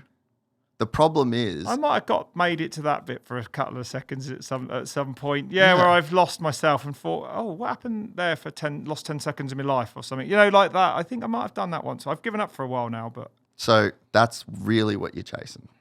So, and. Yeah, that's it. I know that is. Yeah, that's it. So I spent. And do you feel better afterwards then? Is that the answer is like when you've meditated, is the rest of the day pretty calm? Does it set you up for the day or not really? Or is it? Yeah, I mean, set you up in life more? I don't. Yeah, I just think it. So in my life now, when that voice in my head, like, because dude, I would wake up in the morning, right, and I'd be sitting on the toilet first thing in the morning, have a fucking piss, and the negativity. Do you sit down and piss? Sometimes in the morning I do. Do ya? Yeah, if I'm tired. And it's great. So, I have a bidet. A what? A bidet. One of those things that washes your asshole. It's got to be more hygienic, right? Bro, you're a fucking animal if you don't have one. You are, aren't you? It's disgusting. Yes, you're right.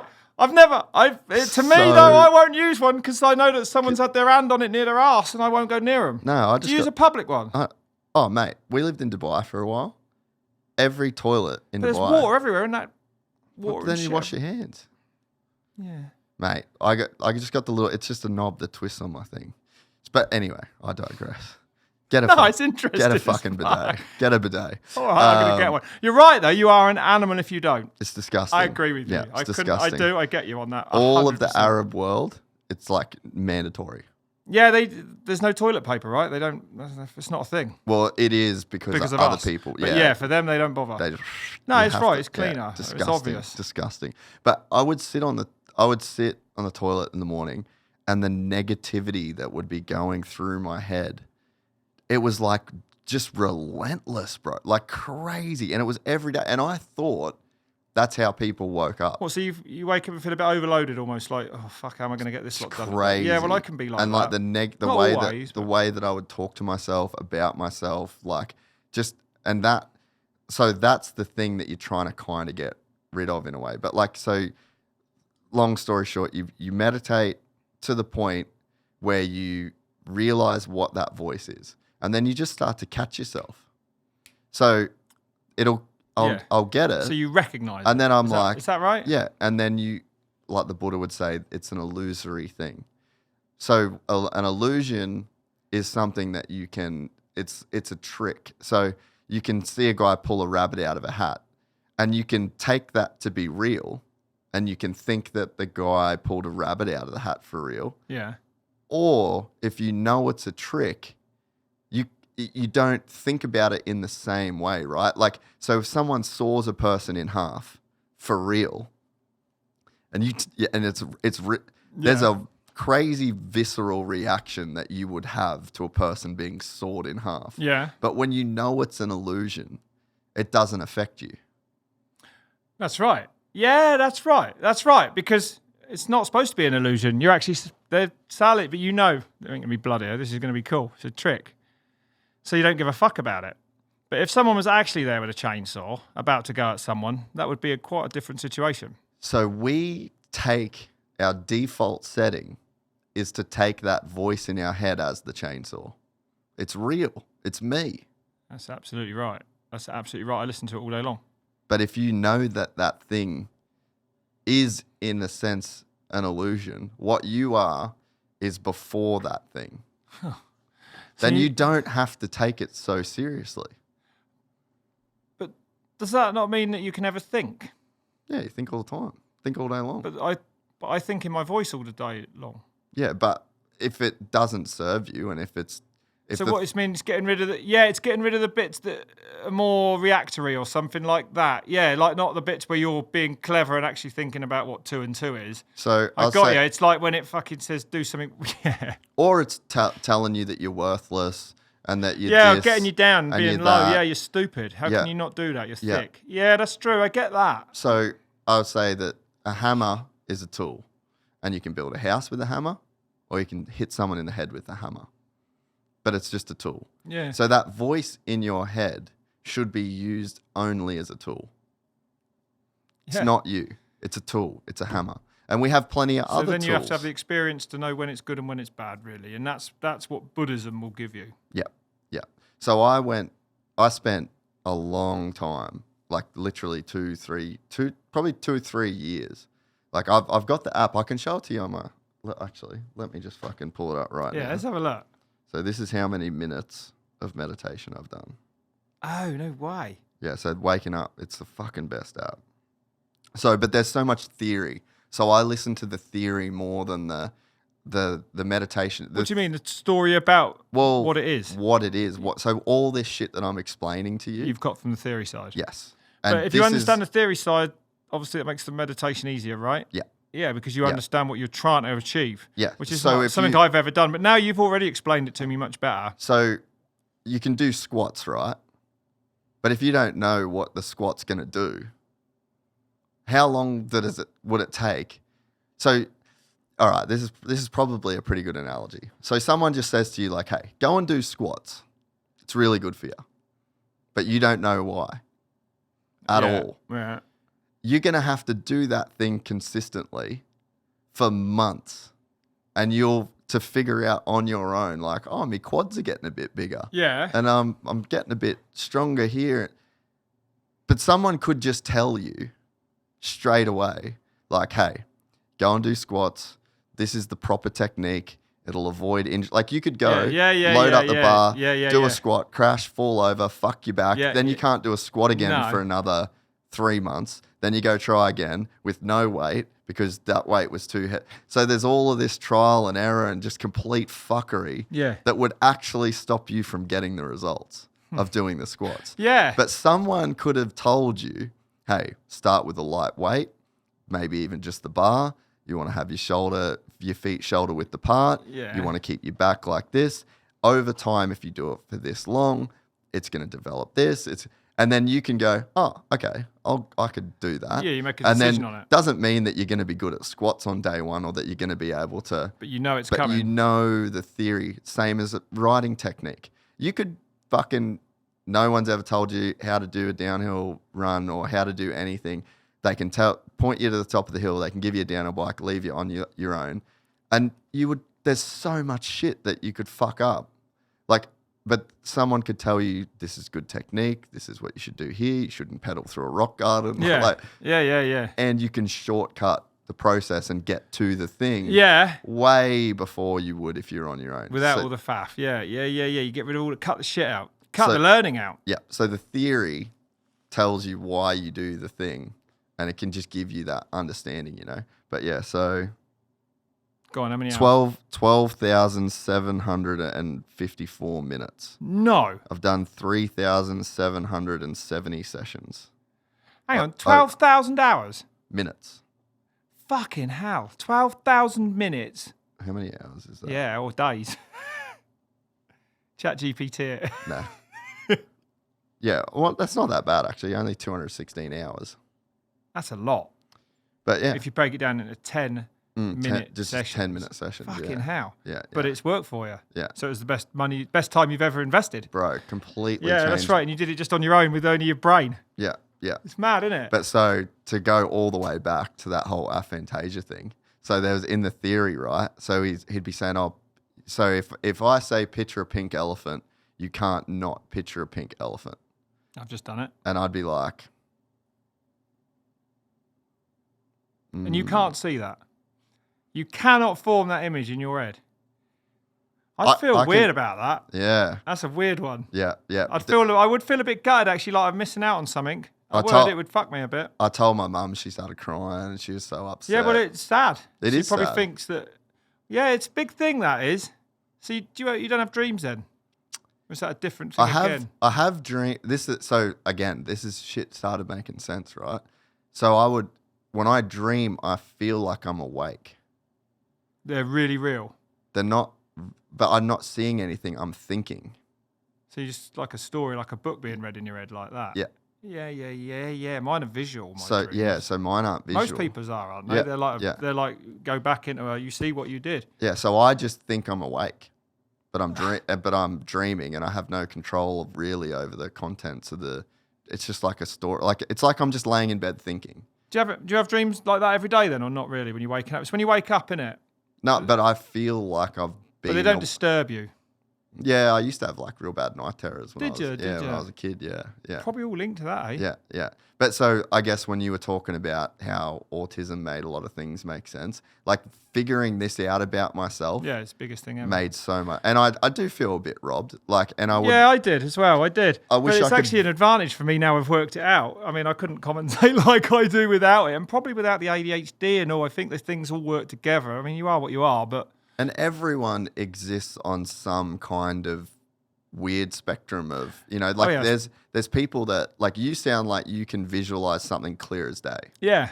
And there's people that I can see everything. I can see most of my life. I'm just looking at a turn in Nevergale fucking from 1998. that's like, where I feel I robbed. can see a little rock that I fucking needed to get my front wheel on. It's all there because I studied those courses so much if I liked them. And I would, like I said, I'd literally be able to visualize a track. So I wonder if you'd have been any good at downhill. I can visualize a track top to bottom. Even ones from fucking 30 years ago. Honestly, Nevergale's pretty complete in my head. I could draw it out and it wouldn't be fucking far wrong. Nah, and I can't. So that would have been a disadvantage then. Massive disadvantage. Yeah, almost. Yeah. And I wish I could. I wish. It's mad the feeling of being robbed, isn't it? Yeah. Like, it's a mad feeling, right? Now I've spoken to you, it makes me feel better that I had such a big reaction to fucking autism because it's like, yeah, it was everything. That's it what wasn't just one aspect of my head, it is my head. Yeah. And that's what I'm saying is like, I understand. Yeah. You get why it Yeah. just... Yeah. It really stuffed me for a long time. I'm all right now. This is good. I've got through this podcast. I nearly went, but I'm all right. Well, you can see I'm like, it's hard for me. I don't even know why. It was just, I find it, I'm still upset about it, actually. Yeah. Probably. But I mean, the thing is, like, I just think you have to take the gifts that come from it as well. You Yeah, know? fucking Because- right, man. I'm way cleverer than I'd have ever been. I don't know, but like, Yeah. I'm all right. Well- I'm really good at some things. I'm not so good around the edges of it all. But I'm good enough to do what I do that I can, I get away with the rest. And now everyone knows what I'm like and that I have autism and stuff. Then I think that's made all that less stressful for me. I'm like, I can be a fucking dick. I don't like that. You're going to know about it. Yeah. But that's how I am. Yeah. And we're all. I'm much calmer now though. Yeah. I'm still really trying. Well, I need to try. It's not easy for me. that app, some meditation, like when you really understand what you're doing. But yeah, completely changed my life, bro. Yeah, I'm on it. And like, I'll do it. I'll try it. I'll absolutely try it. I could be in a dentist chair and just be. Can you meditate on planes then? I raw dog flights. Never knew why I did that. So, Always done it. I wouldn't say I've always done it, but I fucking do it. Like the other day on one, I couldn't watch it. Well, it happens most flights, I get to a point where I'm done with watching another episode of The Boys, or I've watched the whole Harry Potter. I've only got the last one to go on my flights to Australia and back. You know what I mean? Yeah. But sometimes I just can't. I don't want music on, and I fucking sit there. I do that all the time. And I do it, and I do it for hours and hours, and I just think for hours and hours. I see them raw dog flights from start to finish. I probably ain't far off sometimes doing that, really, without meaning to. Yeah. Sometimes I almost just want peace. Yeah, I'm the same. I just want off. to sit. I just want to sit and chill. Yeah. And it's mad, isn't it? Because you never ever get to do that except on a plane. No. Like, so sometimes you're just like, fuck, I'm just going to sit here. Yeah, it's mad, isn't it? Mm. Yeah, it's a mad thing. And I also struggle with that as well, though. What's that? Like the raw dog in it, and then that won't. Yeah, I can go in I can get funny on a flight, and then I'll start to be like, oh god. Like the one up yesterday was like bad from. It was 2 hours up to Houston, and then the 4 hours here. It was one of those that felt like Just a 10. brutal one, yeah. It was just horrendous. Well, I lost the will to live on that one because I was raw dogging it, because I'd run out of everything else. I'd run out of films. I'd run out of books. I've done. Mate, get this app. Start fiddling. The theory and the different teachers and the interviews and the podcasts and it is changed my life completely. Yeah. All right. I was never this chill.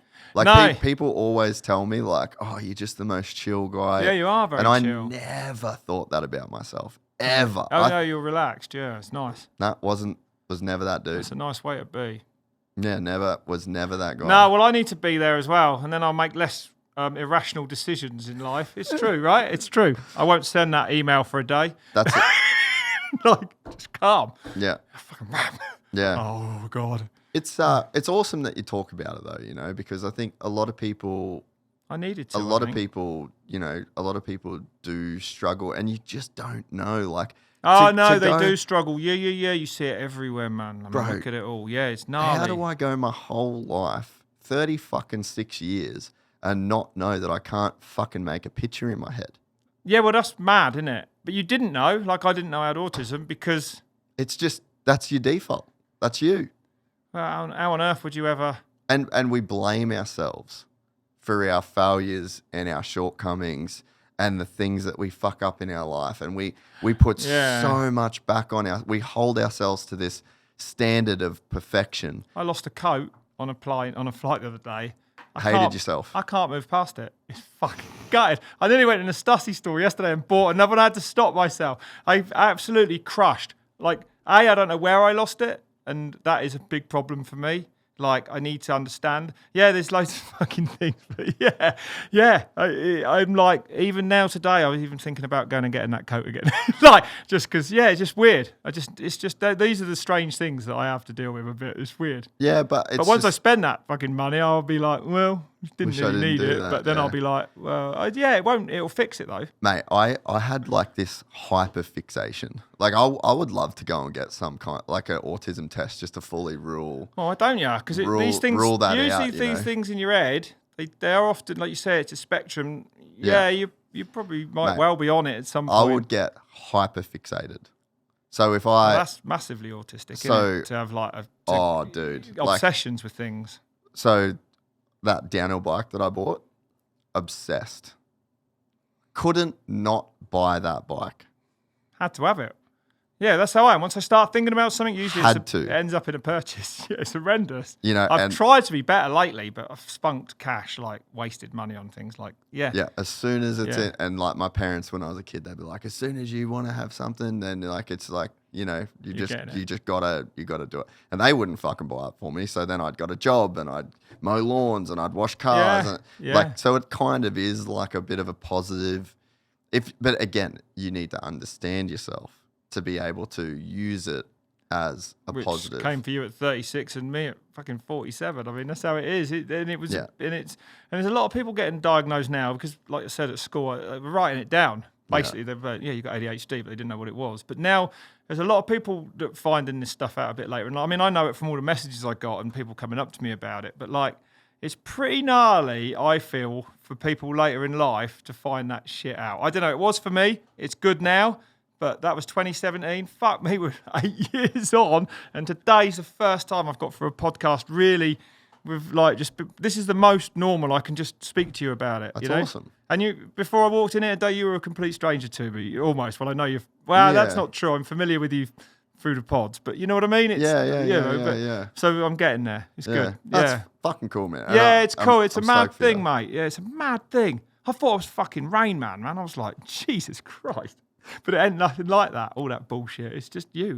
I'm just me. It's cool. Yeah. It's all right. I'll roll with it. It has its setbacks, but it has more advantages for me for sure. Yeah. Look at the fucking life I lead. Like you said, I fly around the world talking about bike racing. Fuck yeah. It's fucking amazing. Thank you very much. And people fucking love you. Well, good. That helps. That really helps. Yeah, that really helps. Do you still follow the World Cup stuff much? Well, a bit. I have to because... a lot of the riders... they cross over into stuff I do.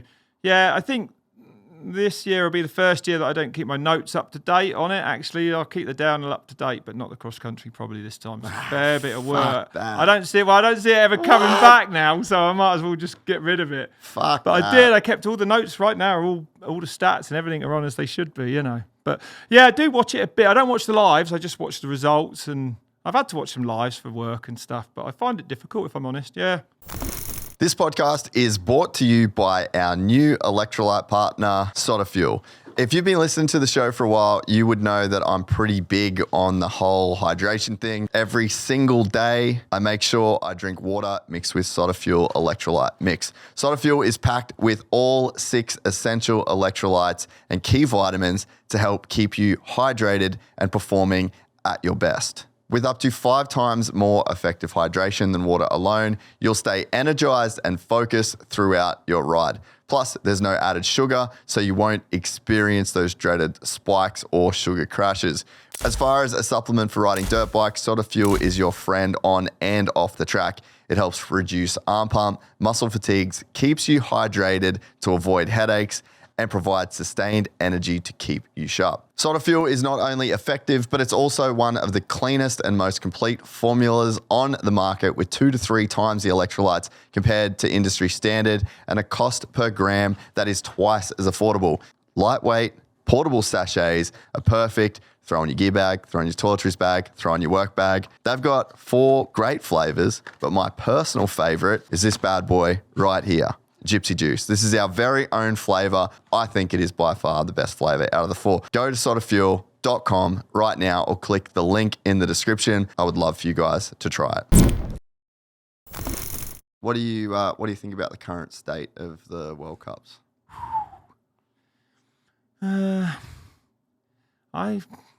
Not good. Yeah. What's the parts that aren't good? I mean, yeah, no one, basically, in my opinion, no one's watching it. So it's fucked. You know what? You're fucking right. I won't be watching it. No one's watching I it. would love to. No one's watching it. I pay for MotoGP. I pay for F1. I pay for fucking Supercross. How much more shit can I pay for? And downhill, was it quite there to go behind the paywall? Isn't that big? I don't think. You speak to anyone who watched it. They don't watch it, right? I wish they don't watch Supercross it. wasn't behind a paywall. Yeah, it's annoying, isn't it? You know? Yeah. And the reason why the MotoGP and the F1, I'll get that because I'm never able to watch it at the times. Yeah, that's right. Yeah, exactly. So to me, I'm like... and if you love it, you've got to watch it. I mean, yeah, there is no... I don't think there ain't been no growth. WBD, yeah, we're going to grow the sport. Well, come on then, do it. Because all you've done is fucking shrink it. No one's watching it. We know that. Red Bull, when we had it, you only needed a phone and a mobile signal. That's when I watched it. Yeah, it was free. You could watch it, as far as I know, anywhere on planet Earth with a phone and a data signal, right? It was free to air. And that is why it went so big. That, and also, and then, going to WBD, like they have got, probably they own the road, like they got all the rights to the road. But then people, fuck me, are they going to tune into downhill and go, yeah, let's watch this? They're used to Tour de France and all those, and they might watch XC. But downhill, mate, when you tune in, blokes in full face helmets on bicycles, it's like, what the fuck is it? It's not a cycling discipline, it's an action sport, which is why it did so well on Red Bull, probably. And sadly, and I really, really, really, honestly to God, I hope they grow it and make it better. Please fucking make it what it can be, if you want it. But I don't think, it won't happen. I think Red Bull, that's as big as you'll ever see mountain biking. I've been through this cycle, man. I was in the 90s and it all died. And and then I raced into the 2008 or something, and no fans at the races, and there's less people at the races now, despite what people say. There's fucking less people at the races. The visibility's dying. People won't go and watch the races as much, and it'll fall flat. And you can see it. I think Red Bull. Honestly, I wish it wasn't, but I think that's as big as downhill will ever be. And of course, it bloody will be, because it was free to wear on and you watch it anywhere. It was mint. We had it going on, and it's been capitalised on. People are paying more and getting a lot less in the sport as well. And it's just fucking weird. No one talks about it really, because they're all into it. They can't. I'm on the outside. Well, and I can talk about it a bit, but it's funny, like but it's a shame. In Supercross, I'm like on the inside, but I'm also on the outside. Yeah. And I think we've kind of got big enough to where, like, it fills fucking football stadiums. It's fucking crazy, bro. It's insane. But consistently, right, as well. Every weekend. That's right. It's insane. It doesn't stop. But at least for me, from like a media platform standpoint, like if Supercross ever shut the doors on me, I really feel like people would be pretty pissed. Yeah. So like we've kind of got to a point where I feel like I can say whatever I want about it. I'm always very respectful in my criticisms, because I I'm behind the curtain as well, and I understand how much people care. There's a lot of people there that work very hard in terms of like the people that run the events. Yeah, gotcha. You know what I mean? Yeah. So it's like, but in the mountain bike world, that might not be the case. Like people kind of have to play ball. Oh, they do. A lot more. Seems like more it now. so. Yeah. Well, everyone wants it to work as well. It's a human being. I think you want to believe and you want things to be good, and you do, but of course you do. But I think the biggest thing is like, if they last 8 years, they've still got fucking 5 to go after this, then where's it going to be afterwards? Because in the past, when it died at the late end of the 90s, the rule book was the same. When Red Bull lost it, we didn't touch the rule book, right? Now they've come in and they bought the sport, right? So, Red Bull, we only had the media rights. We broadcast the race. We weren't the UCI. This lot are the UCI. They make the rules. It's theirs, right? They absolutely own everything. It's theirs. It's theirs. In what, actually, they bought the UCI? No, they didn't buy the UCI, but they bought the sport. So the UCI have sort of said, as far as I know, are like, yeah, you can do what you want with it. Whereas the UCI were the promoters, if you like, when we had it, and we just took the TV rights. Yeah. And about the only rule I think that was ever influenced, was we missed Aaron Gwynn winning in Lord because he came down early on a wet day or something like that, and he wasn't in the live. So then the protected rule came in, because it's like, well, we can't have the bloke winning not in the live, right? And as far as I know, really, that was about it. But now it's absolutely changed. Yeah, and I think they've changed everything. It's changed so fundamentally in such a short space of time that. It's a business, as I said on that other podcast. It's business deals getting riders in teams now. It's all changed. It's money. It's fucking money, and the money's going, but the sport, in my opinion's only getting smaller, and that's tragic. It's a shame, and it would be hard to bring it back. And I don't know if they'll hang around. I hope they hang around longer. And honestly, if they deliver on everything. Oh, my Kudos. God. Oh, fuck me. I'll go and shake all their hands and be like, fair play. Well done. You did it. That's amazing. Thank you very much. But I don't see it happening. I think it's going to be a shit state, actually, at the end of it. Yeah. I do. And I mean, a lot of people think that. And a lot of people are on the other side of the book, and that's fair enough. It's just an argument. Let's see. But, yeah. Early signs. Yeah, I mean, the last event that I watched, fucking Jackie Goldstone's comeback. Hardline. Yeah, I know. You know why? Go on. I was on my couch with my YouTube app open, and I saw upcoming live 3 minutes. It's not that difficult either. And you I can was just like, hit a button and there it is. I am fucking in. Did you enjoy it? Loved it. Yeah. Massive Jackie Goldstone fan. Obviously a bunch of the Aussie boys. That track's amazing. Yeah, look at Troy, eh? Troy. I mean, Troy was the last rider that I would have thought would have come to RedBull Hardline, let alone almost won the thing. I mean, that's probably less surprising because how amazing he is as a bike rider, but you don't really know, like Bruni and that they can ride those things. Of course they can. Of course they can. Bruni tries to come to RedBull Hardline quite a lot. And do they team shut him down? A bit difficult with a team, because they, the World Cup's still the focus or testing or whatever, and it does come with risk. But this time he texted, he was like, "One day I will show everyone what I can do at a RedBull Hardline." Because they know they of course they got it. They're the best riders in the world. They got it, man. It's easy for them, but the risk is enough before a World Cup season. Yeah, I wonder if there's the new Monster National Series in the US. Yeah, that's going to be good. Yeah, it should be good, eh? I'm not. I hope they're going to broadcast it next year. I'm not saying now 2 years, but let's say 5 years time. Yeah, bro, that series could be so good. So imagine if you've got that's being live broadcast, then you've got all the RedBull Hardline events, which I'm sure will be back. Yeah, and that will be just left for the. They might not, So there is. I think that it's tricky, man. It all hangs in the balance with it. Other people you'll say will make the World Cup will make it. Some people that are in will be like, yeah, it's going to be good. It's going to make it. It's going to be F1. And My opinion is not. Yeah. I don't think F1 has the first 2 races at the same fucking track, does it? One way, 1 week, and the next the other, or something. They go, don't Yeah, they? I mean, come on. Like, yeah, it's that's just gonna be money, man. It's all dough. It's all dough. Yeah, but I think what it's done is it's probably opened the door. You know, like when Red Bull was broadcasting the World Cups, there was no door open for any other series.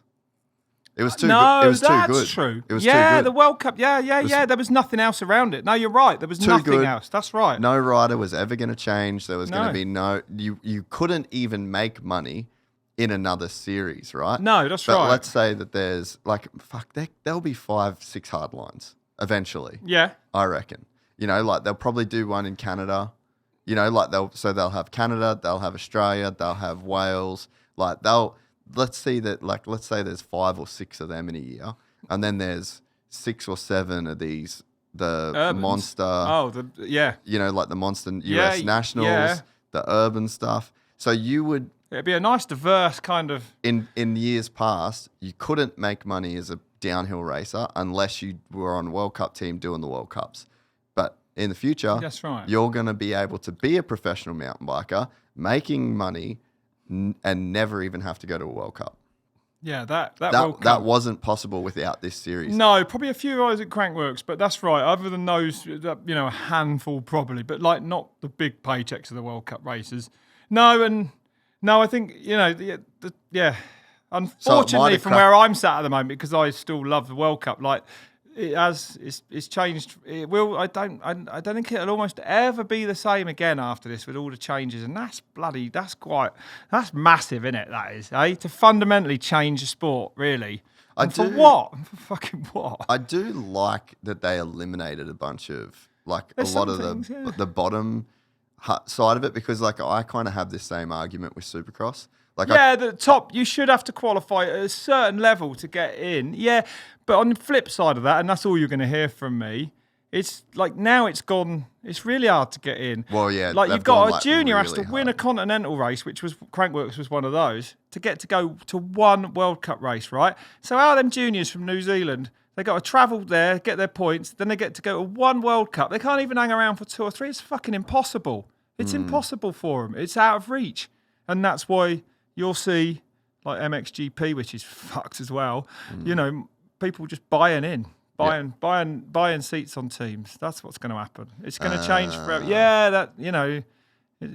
It's happening. Yeah, I think every sport though kind of has that phase. Yeah, and you do need money to succeed in sport. Absolutely, or it makes it easy. You don't need money, but it makes it quicker trajectory. But downhill mountain biking was one of them ones. Anyone could do it. Kind of. I mean, look at Chaz Mack turning up in New Zealand on a bike that was 3 years old and squeaked harder than his knees and just, ripping. That's the essence of the sport. That's what we all love. And there's riders like, a lot of riders that you see at the top now would probably never get there and with it as it is structured now. That people name specific, well, he wouldn't have made it. He wouldn't be here and such wouldn't be here, and that's true. Yeah. Yeah, it's hard. It's really hard time. Well, I think in MotoGP, right, there are a lot of riders in MotoGP that bought seats. Yeah, exactly. Yeah. That's gone That's now. how it is. That's gone again? now. Has it? Yeah. Why? The level. They can't make it. The level got too high. Well, maybe that'll come back round in downhill then. That's what I'm saying. So I think that argument, right, so there might be some guys now that can buy their seats. Yeah. But it'll probably, the spear will just get so sharp that unless you're so fast, you're not going to be able to buy a seat, because the competition and people are going to want to win so bad that you're going to just have to take the fastest guys. So there's Yeah. And it does. And then fastest guys, they might well have a lot of money to have been able to go practicing fucking 7 days a week. That's right. You know what I mean? So, money, it can take money to be good at a sport. But I think a lot of people, the exception is that, like you say, it's a mountain bike and you can go and buy a downhill bike for 6, 7, 8 grand and, you should be able to go racing and make it on your own ability to the very top level. I think that's what people are worried about, But I don't know about all that stuff too much. But what do you think the future for Hardline can be? More of them, like you said. I don't know if we'll ever see 6, because I think it's so risky, maybe. But do you think they could scale it back a little bit? Well, I wouldn't mind that personally. I don't know. Because Medina doesn't look crazy. It's pretty. Well, none of it's crazy. Am I wrong? No, none of it's crazy until you get it wrong, and then the consequences. A lot of the things now is that 75 foot, 80 foot has just become normal, right? And I said to someone, yeah, but like you can't underestimate it because the consequences are still the same. Like you ain't grown stronger ankles, like you know what I mean. It's like you've got to take everything with respect, but no, it's big. It's really big, but if it's built perfectly and it works, but yeah, I don't know. I think that I like a good race. I'm a commentator. I want a good race. We get that into, but obviously the race we had in Wales last year on what arguably is a more extreme track. It certainly isn't a more extreme surface. It's like fucking it looks gnarly, bro. Nasty. It's bedrock coming through, just hanging at you, But that was an amazing race. So I don't really know, but yeah, I think I don't know. There's two ways of looking at it. Progression. Matt Jones, he said to me, progression has a price. That's how it is, and he's right. He comes from slopestyle. That's how it is. If you want to push things on, then sadly, you'll probably have some injuries along the way. But that's how it is. But yeah, it's delicate, isn't it? It's got to be right, isn't it? It's right on the edge. And that's That's, but yeah, I think I could see a world where there's like 5-6 hard lines, and it becomes like a real. Series. Maybe some of them aren't as gnarly. Yeah, agreed. I don't. To me, they don't need to be. They need to be. They need to push. Yeah. But there's probably a limit to that because it wants to be sustainable. To me, I don't want hardline to go away ever. I want it to run forever. I want to commentate on it. So I'm scared of really big injuries and stuff like that. That's probably the truth of it from my side. Yeah.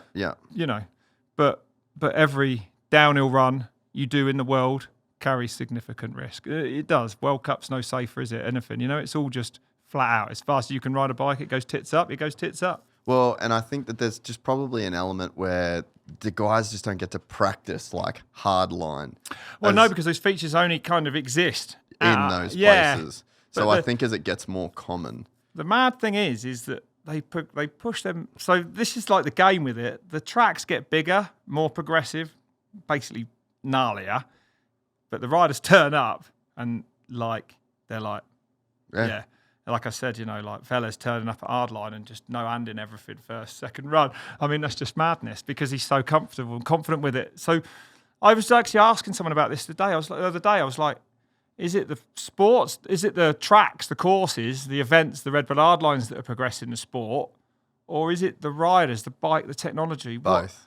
It is, isn't it? They're hand in hand, aren't they? It's like nature nurture. Yeah, that's right. It's hand in hand, and keeping that going at that, and keeping it on a relatively even keel is the key, and that's what. Well, honestly, when you got Dan Atherton, he pushes it. He's wild. He lives. He would die by the sword. That's for sure. But he's a genius with the track building. So it's in good hands, really. I think 100%. Yeah, that's right. He lives it, mate. That's the nice thing about, for me at Red Bull, there's so many people that really just fucking live for it. Yeah, they do. They fucking live for it. Bro, I went to Rampage last year. That's fucked. I think I'm going this year. I think I get to go to do some podcast. I haven't been for years. It's fucking crazy, right? You can't believe it, right? It's fully fucked. Yeah, agreed. Yeah, that's exactly. Bro, I couldn't believe it. No, it's like... I think last time I went was probably 2008 or something, about a long time ago when Straight won it. But even then, it was like, yep, people are just riding off fucking cliffs. Dude. Literally, right now they're just flipping off cliffs and fucking freeing off cliffs. Some of the drops that they're doing are just mental. How's the landings and the speed and that? It's like, fucking hell. You know what's so cool about it, though, is the... I guess the camaraderie between the riders. Yeah. Because that's what we get at Hardline too. Yeah, they're all in it together. Well, yeah, that's right. They're not really against each other. It's much more what you're working under your feet that you're up against. Yeah, Hardline's the same. RedBull Hardline's the same as that. Yeah. Yeah. Yeah, it's funny. It's nice though, isn't it? I love it at Hardlines to see all the riders, pushing up together. And the older ones, or the ones who've been around a lot more, will take the other ones under their wing. Come on, I'll take you over these jobs. Yeah, it's really cool. It's really cool. But takes that much kind of gnarliness to bring everyone together, perhaps. Exactly, because they're all... Not like that as Supercross, is it, eh? Nah, like war, downhill racing, really. Normal downhill racing is like war, you know. Well, the crazy thing Was about for me, anyway. downhill versus moto. So imagine downhill, but if you race down against like 4 dudes and you could like, one guy was getting in your way and cutting you off and like, fuck, how much more hectic would downhill be if that was the case? Yeah, we have had mass start ones. Really? Yeah, they did. They've been a few in the back in the day. I mean, yeah, what kind of tracks? We built a couple. Red Bull built a couple in Scotland. I built one at Peebles. 4 people line up, and then there was another one before that called Red Bull Scout or something. Which was on a pretty shit track down a fire road, which they thought would work. The one we built, I don't know. People just take each other out. Well, that's what I was saying. So think about like. Think It's about like the first turn. It's like Bruni's quicker than me. If I don't get up the inside of him and actually nail him, then this is over. So I don't know what it. Supercross is similar, isn't it? In some ways. Well, that's what I was going to say. Like Supercross, like if you think downhill's competitive, think about the Supercross because they're bar to bar. Literally, yeah. Just bashing each other. There's nothing like it, and they fucking hate each other. They park even each other, man. Like I'm in a weird position because like I was literally at the MotoGP with the Lawrence brothers, but then I've got the Deegans texting me, and I'm fucking sitting there. Fucking bad position. Can't stand each other. You know, they fucking hate. These guys all fucking hate. Because they compete against each other. Exactly. That's all it is. And that's right. And it's visceral. Yeah, it is. They're really in each other's shit. It's motocross racing. Yeah. There's nothing fucking wilder. Oh, mate. There ain't nothing more real than motocross, man. No. There ain't. It is real. And I'm sitting in the middle of that being like, Jesus. I know. This is too much, boy. Can't we all be friends? Yeah. But I'm not out on the track. No, that's right. It doesn't take much, does it, either, out there? No. The Deegan thing's going to be good. What's that kid he's in about arguing with at the moment? He Juju. Said, he put his, did he said, put my address on. Did he put his address online? Well, there was like the arrest. Oh, and then the card had the address on. Oh my God. But it was already out there. Yeah. So it was. But I mean, okay, there's 2 sides to it, right? So it's like, I'll play both sides. The post race was wild, the interviews. It was awesome. Yeah, that's why I watch. Yeah. Yeah. So I'll play, so this is Hayden's side, right? So, no, I'll play Juju's side first. So Juju's side is, well, it was public record. People had already posted it. Who gives a fuck? The arrest warrant or whatever it was. Yeah, But then Deegan's like, okay, those people posted it, but they're not the dude that I'm up against that has every eyeball in the sport on him, hundreds of thousands of Instagram followers. So it's like, it really is like amplifying the signal. Yeah, that's right. To the right people, to the actual audience as well. Yeah, I see it. I think it's naughty, mate, but both of them are right. Yeah, that's right. It's an argument. Yeah. They'll sort it out on the track next weekend. Well, I will be watching. But that's the annoying thing. They both got fines.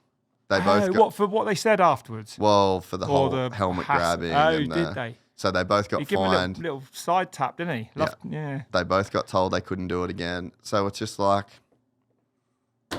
that's the best thing that's happened to the fucking sport. Yeah. A real, actual rivalry. It's like ice hockey. Let them in fight. Years. Yeah. But they're not even doing that.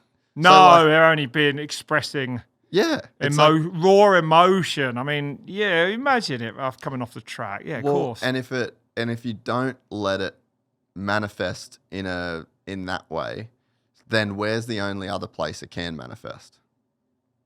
On the track. Yeah, and that's when it does. And that's right. When shit can that's gnarly. Get weird. That's dangerous. So it's like let them do it in a place that's safer with less consequences. Yeah, you're right there. You're absolutely right. I hadn't thought of that. If they'd had a big fight after that race, they'd probably be pretty cool by now. Yeah. But now it's revving on to another week. Yeah. Yeah, you're right. If you don't let people get it out of their system. No, you do. And then they probably square up, respect each other. It's like having a school fight, isn't it? Fight at school. 100%. Big mates afterwards. All right, mate. Well done. 100%, dude. You remember in the face? Yeah, that was good. But then I got you there. You're all mates. It's funny, isn't it? 100%, bro. I used to lose it. Every time you're getting a punch on with someone at school, you'd end up fucking sitting down with an ice pack on your eye in the principal's office and he's sitting next to you and you're like, fucking... Yeah.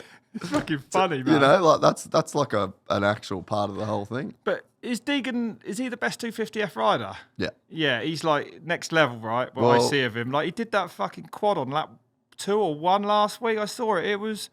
I was like, that ain't even real. He's just mad shit, right? Yeah. Cole Davies is fucking good too. Fucking pulls and just, oh my God, is he wild as well? Yeah. Yeah, he's just crazy technical.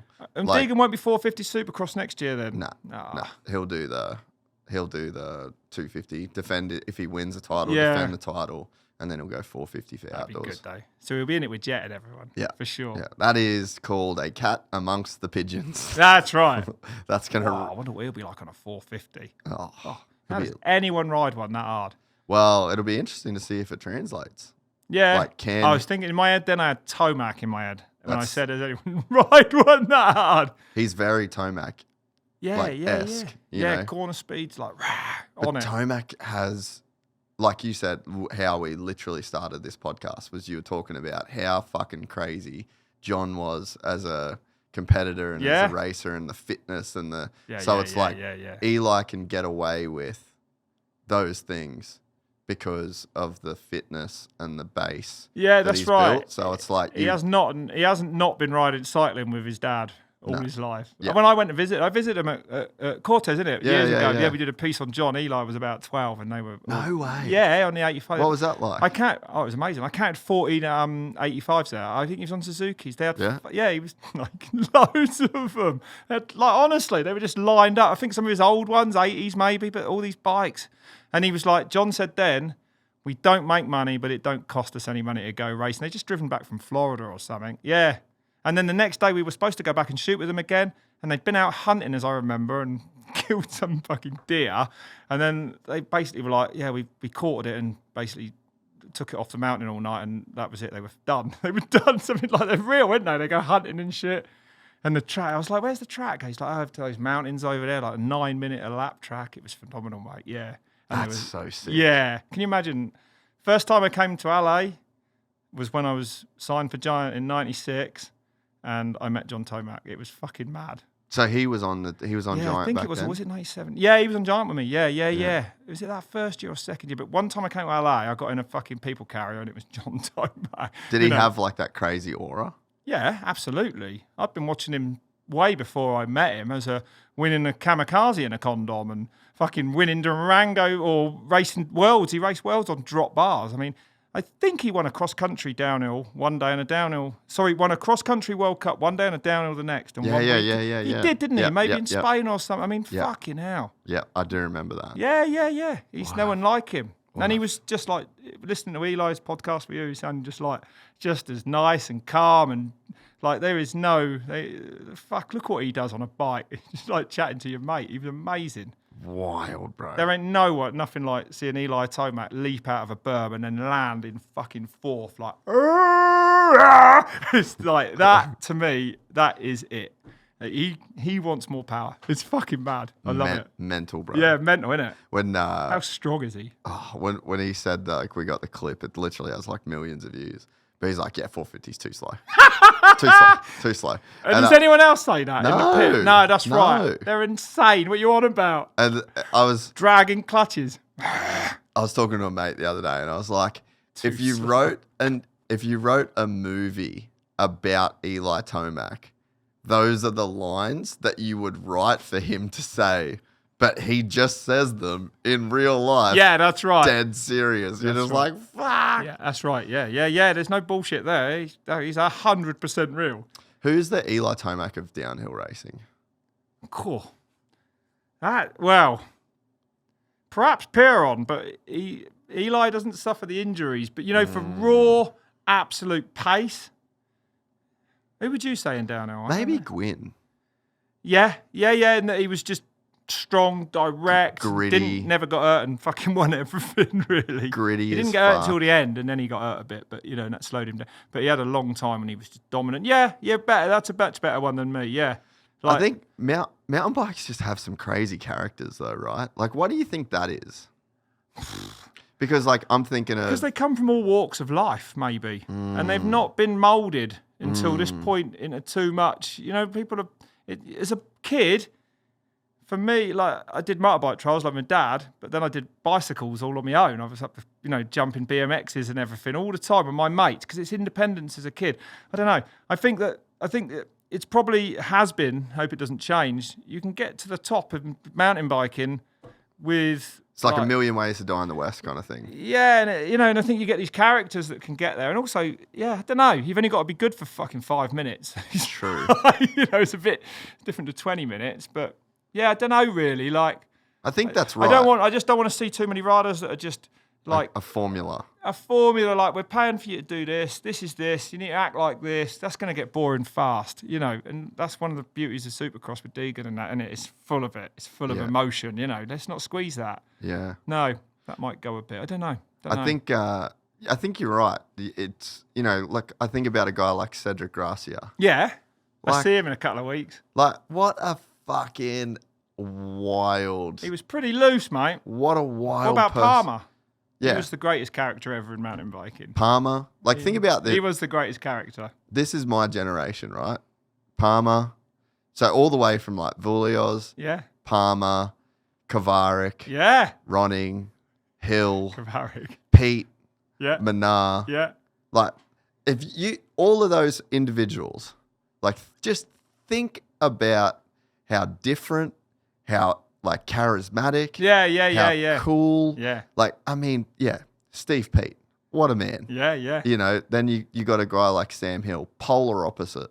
Yeah. But just super quiet, low down, just gets his head down. An animal. Wins. Just an animal, like thought about, saw things differently. He risked his life, he did. Really? I commentated on him. There was a period when he was going so fast. Really? Yeah, he had to, oh my God. In Andorra on a new track, he went over this blind drop and he just took off and landed. I don't know how he didn't die. Yeah, Sam was mad. He was mad fast as well. But he was also, he was a huge risk taker. I think a lot of them are at that level. But, but he was, for a period there, he was insane. And changed the sport. Yeah, that's right. And then, like you say, Gwyn kind of changed it again, really. Yeah, Gwyn definitely was, his era was absolutely standout. And, even Minara and that say that he brought another style of riding to the World Cup. Yeah. Think about Kavarik, some of those Norbers that he won by like 14, 15 seconds too. He won a World Cup by... Was it 12 or 14 seconds? You know that? Fort William. I thought it was the biggest winning margin in history ever, but actually it was Vulio won Cap Dive maybe by 14 back in the day, in 93 or something. But that, to win Fort William in the wet he did, it was just bonkers. It was like it was dry. Kavarik was insane. Absolutely insane rider. What? One of the most natural riders of all time, yeah. Powerful too. Powerful, like just naturally a savage, powerful, just a savage. He stayed at my house quite a lot of times actually over the years. Really? Yeah, and I think it was Ronin. Because it was him and Ronning, right? And we were hanging out. I used to hang out with Ronin teammates. And I think Ronin was at my house. No, Kavarik was staying at my house, and Ronin was staying in a pub in Henley. Like, we got him a room in this pub. And we all said goodnight. I'll never forget it. And we started walking off. And then Kavarik was like, oh, fucking Ronin or something, went back. And then I was like, what's he doing? And then I heard he was throwing stones at Ronin's window to wake him up. And I just heard this. Oh. And then... I'll never forget it. I was like, oh my God. See Kavarik running barefoot up the street in Henley on. We got in the car and cleared off. But it's just fucking funny. He never wore shoes. Yeah. Oh, yeah. No, I believe that. A lot of the time. Yeah, it was funny. Yeah, we had a good time, man. We had a good time with him. That's a crazy era, bro. Yeah. There was loads of stuff like that. I mean, we could do another podcast on all that. We had a good time. We had a good laugh. So what's next for you next few months? We've just deleted 3.5 hours. Holy shit, man. Easy, bro. We could keep going. We could as well, because it doesn't feel like it. I was stressed because I get a bit knackered in them. With the ADHD, I always think I'm going to be done. I was like, today, 3 hours, how am I going to get through that? It's whiz by. What's next for me? I got a load of stuff this week. Troy Lee this week and Giant. What are you doing with Troy Lee this week? I'm going for a ride with the Rads tomorrow night and then a little do. And then on Thursday night, I'm releasing a film, a last little premiere we're doing at that nice theatre. The Riviera. Yeah. In Laguna, I'm showing off Retro Race, my last film from last year. I've got to release again. Sick. And that comes out the week after. And then I'm home. I got a Giant France, a couple of weeks' time. Back from there, straight to Australia for Cairns. Back from Cairns, and then straight to Erzberg. And Crankworks is still coming. We've got Whistler to come, I ain't stopped. That'll be my 3rd trip around the world this year. Fuck, that's It's good, yeah, mad, isn't it? I've got in a long haul. crazy. I've got into it. I don't mind it. I don't raw dog it. I'm all right with it now. I just fuck it. I'm going for it. And so what's the main things keeping you busy? So you've got the commentary stuff that you do for Red Bull. You got the podcast. Yeah, the RedBull podcast. That's Yeah. right. Just Ride. We're flat out with them as well. We haven't started them yet this year, but when they come thick and fast. So they're good. How's that work? What are the pods? The podcast, yeah. I'm not. Elliot runs those. Yeah. okay. Elliot is the lead on those. Yeah. So basically, it happened really after we lost the World Cup. We were like, what are we going to do here? And Red Bull were like, we've got some podcasts for you. And I was like, I'm not doing. This is what I mean about being a dick. I was like, not doing podcast. Fuck, I was a World Cup commentator, World Cup host. Not doing podcast. Forget it. And then so Elliot was like, oh, I like him. So then I'll just turn up. So Elliot's the lead on him, which is great, and as well, and he's fucking brilliant at him. He is good, isn't Oh, he? he's brilliant. Yeah, better than I'd ever be. And he researches it properly, which I would do if I was lead. But I just walk in, sit down, and know very little about him. It's nice because he's my safety net, and usually I guess it's sort of the other way around a bit. It's less responsible, and you can be a slightly different role. I can ask cheeky questions, and I ain't got the stress of keeping the conversation going. You know what I mean? Yeah. So I enjoy them. I like them. I didn't like them, but now I like them. And so how often are you guys doing that? Do you do them all in studio? You do them... We do a lot in the studios or various sort of studio settings. And do you fly over here to do it all the time? We've done a lot in London. We did a lot in Salzburg last year, and I believe this year we're going to do a lot more at events, which is what I want to do them at events. Yeah. I'd like to do them live with a live audience, actually. That would be fun, at like Rampage or something like that. So we're developing it, I think it's fair to say. But we get going. Elliot will be coming to London soon for the first. Is he based here? He was. Now he lives in Seattle. Oh, right. Oh, mate, he's crushed about the weather.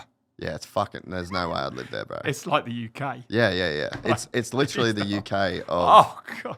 I feel for him, mate. I can't do it. I feel for him. I can't do it. It's grey, isn't it? Yeah. Oh. Mate, I couldn't live in the UK.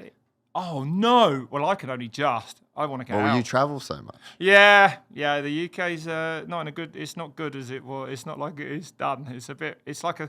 Win Masters. This is actually true. 3 days ago in Guanajuato in Mexico, which is, it's Mexico. It has some issues, I'd say.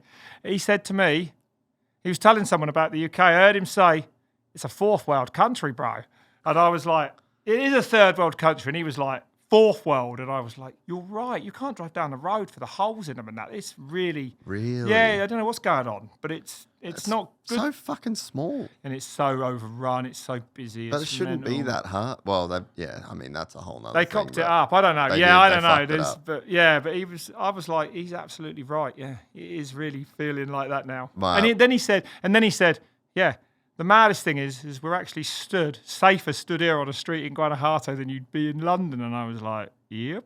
Like, it's rough at home. Like, burglaries and robberies. And if you've got motorbikes, it's a fucking nightmare, mate. You know what I mean? Like, you got to be careful. Like, trackers on vans at the tracks and coming and robbing you and all that shit. That don't really go on over here, does it? They're a bit more respectful about stuff. There's Well, definitely... people don't rob houses here, though, because you get shot, right? Well, we're lucky where we live. We live in a pretty nice... Yeah, we're place, happening. Yeah, that's right. But there's a lot of places where it'd be pretty fucked up, but... They do have theft in America like that, then. For sure, Yeah. I didn't know, really. I thought it was way less. Have you been into downtown LA right now? Yesterday. Did you see how fucked up that was? Right. I yesterday went to Hollywood to walk up to the sign, and it fucking actually affected me. It fucking blew my mind. Even queuing, I didn't even... Like, I was trying to get a fucking... what's it called? The nice burger. The sick ones. In and out. And the queue, waiting in this traffic jam, like, I had to put the windows up because it just felt dangerous. Like, it's fucked. It's actually fucked down there. I could not believe the homeless situation. It was insane. Oh, man, and I was talking about this. I had no idea. Yeah, it's mental, isn't it? Yeah. And that got worse. It wasn't Way worse. Yeah. Way worse. That's right. Because I've been down there in the past. Yeah, it's like there's a lot of people that have probably taken a lot of drugs and have got massive mental health issues or whatever, and they're just walking around the streets in parallel universes, and actually it was fucking gnarly and sad to see it. Fuck me. Yeah, honestly, it did. Whew. Yeah, so I definitely so wild, man. I don't think here's so much better, but I think that here has so many pockets of just like nice, great places. Yeah, like really there's just amazing such places. a huge Yeah. spectrum Yeah. here. And I think the UK, because it's so much smaller and so much more condensed, that you probably feel the effects of the problems everywhere. Yeah. Or like a lot more places. Yeah, Does definitely. that make sense? Yeah, definitely. Yeah, that's right. There's a lot less space. I mean, Yeah. ultimately, you can't ride motorbikes anywhere anymore. Forget it. No. Even trials bikes are difficult now to go in the woods on. Like, yeah, it's not. I don't really like it there anymore. And I'll tell you another thing as well. The biggest thing perhaps is the climate as well. So, you can put up with a lot if it's sunny, but in the UK it ain't sunny, it's grey. And with the climate change, like I had frosts every morning when I went to school, but now I don't think we have a week of cold weather, but most of the time it's wet. It's grey and it's fucking raining. And if you want to go mountain biking or anything all winter, it's cold. It's a disaster. The bikes are right off. Even on the e-bikes, it's just you do a cassette block in 250 mile. You just destroy everything. So, yeah, I don't know. I'm working on options to get out a bit. Really? A little bit. Yeah. I don't know. Like in Italy, you can. My mate just bought a house in Mate, Sicily for €1. I'd move to Spain Spain would be amazing. tomorrow if I Would lived ya? in the UK. It's beautiful, isn't it? Yeah. Lovely food, nice people. Yeah. Super Great nice climate people, great in the north. weather. That's right. Yeah, You're right. You're right. But they haven't got a €1 scheme on houses like Italy has. Yeah, true. But- Yeah. I like Italy as well. I'm with you though. Spain feels more like home to a Brit. I don't know that Spain's an amazing country. I don't know that I could live in In England, Italy. Oh, I could never live in England. No, not these never in my days, life. mate, no. Never in my life. Would never do it. there's some nice spots, but it is tragic. Yeah, it's My one of my producers, Rones, he was here with me for a bit, and then he went on a trip with his girlfriend to London, yeah. and he was there for 2 weeks, and he was like, I was depressed. Yeah, that's how it is. There you go. Yeah, I think it gets me in the winters a bit nowadays, like I am done. I just got a camper van. That might be something I can piss off a bit more in. I don't know, but that's definitely something I'm going to piss off in and explore places, Italy and Spain. Yeah, figure out where. Figure it out and suss it and then maybe do something. Yeah. I think Loic lives in Spain now. Yeah, they all do. Yeah. Andorra, officially, yeah. I think, is where they. Yeah. That's right. Yeah. They live in Andorra. Mandorra, they call Mandorra, it. yeah, that's right. It's funny up Mandorra. Yeah, I like it up there, but it's a bit claustrophobic in that it's all Bro, in it's valleys. That's right. Wild. And they have those dark buildings. It's not light. I find it funny up there, but I do love it up there. Yeah, and there's enough good dudes up there. And all the MotoGP lads are there, aren't they? Yeah. All of them. Spain for me, I could do. Tony lives up there. Yeah. Tony Vo, yeah, it's cool. Yeah. Well, mate, we just crushed this. Thank you so much, mate, for having me on. And a conversation that felt like it was 40 minutes, not 4 hours. That's the sign of a good one, Jase. Appreciate you, Yeah, bro. thanks, Open mate. invite. Anytime you're in Oh, LA. amazing. Next time I'm back, I'll come and see you again. Anytime. Do you have people on twice? Fuck yeah. Oh, amazing. Love it. Oh, Kushti. I'm down. Yeah. Anytime you want. And you here for a few more days? I'm here till Friday. Let's try and get a ride in. Yeah, dude, for sure. Yeah. Yeah. Would love it because I'm sure we'll just keep the chat going. I'm down. Rob Sick Warner, one, ladies and gentlemen. Thank you. Legend, mate. Good chat, mate. Didn't say anything bad, did we? No. If you enjoyed this content, please like and subscribe. And to listen to the full 3-hour podcast, search Gypsy Tales in your favorite podcast platform or click the link in the description below. Gypsy Gang.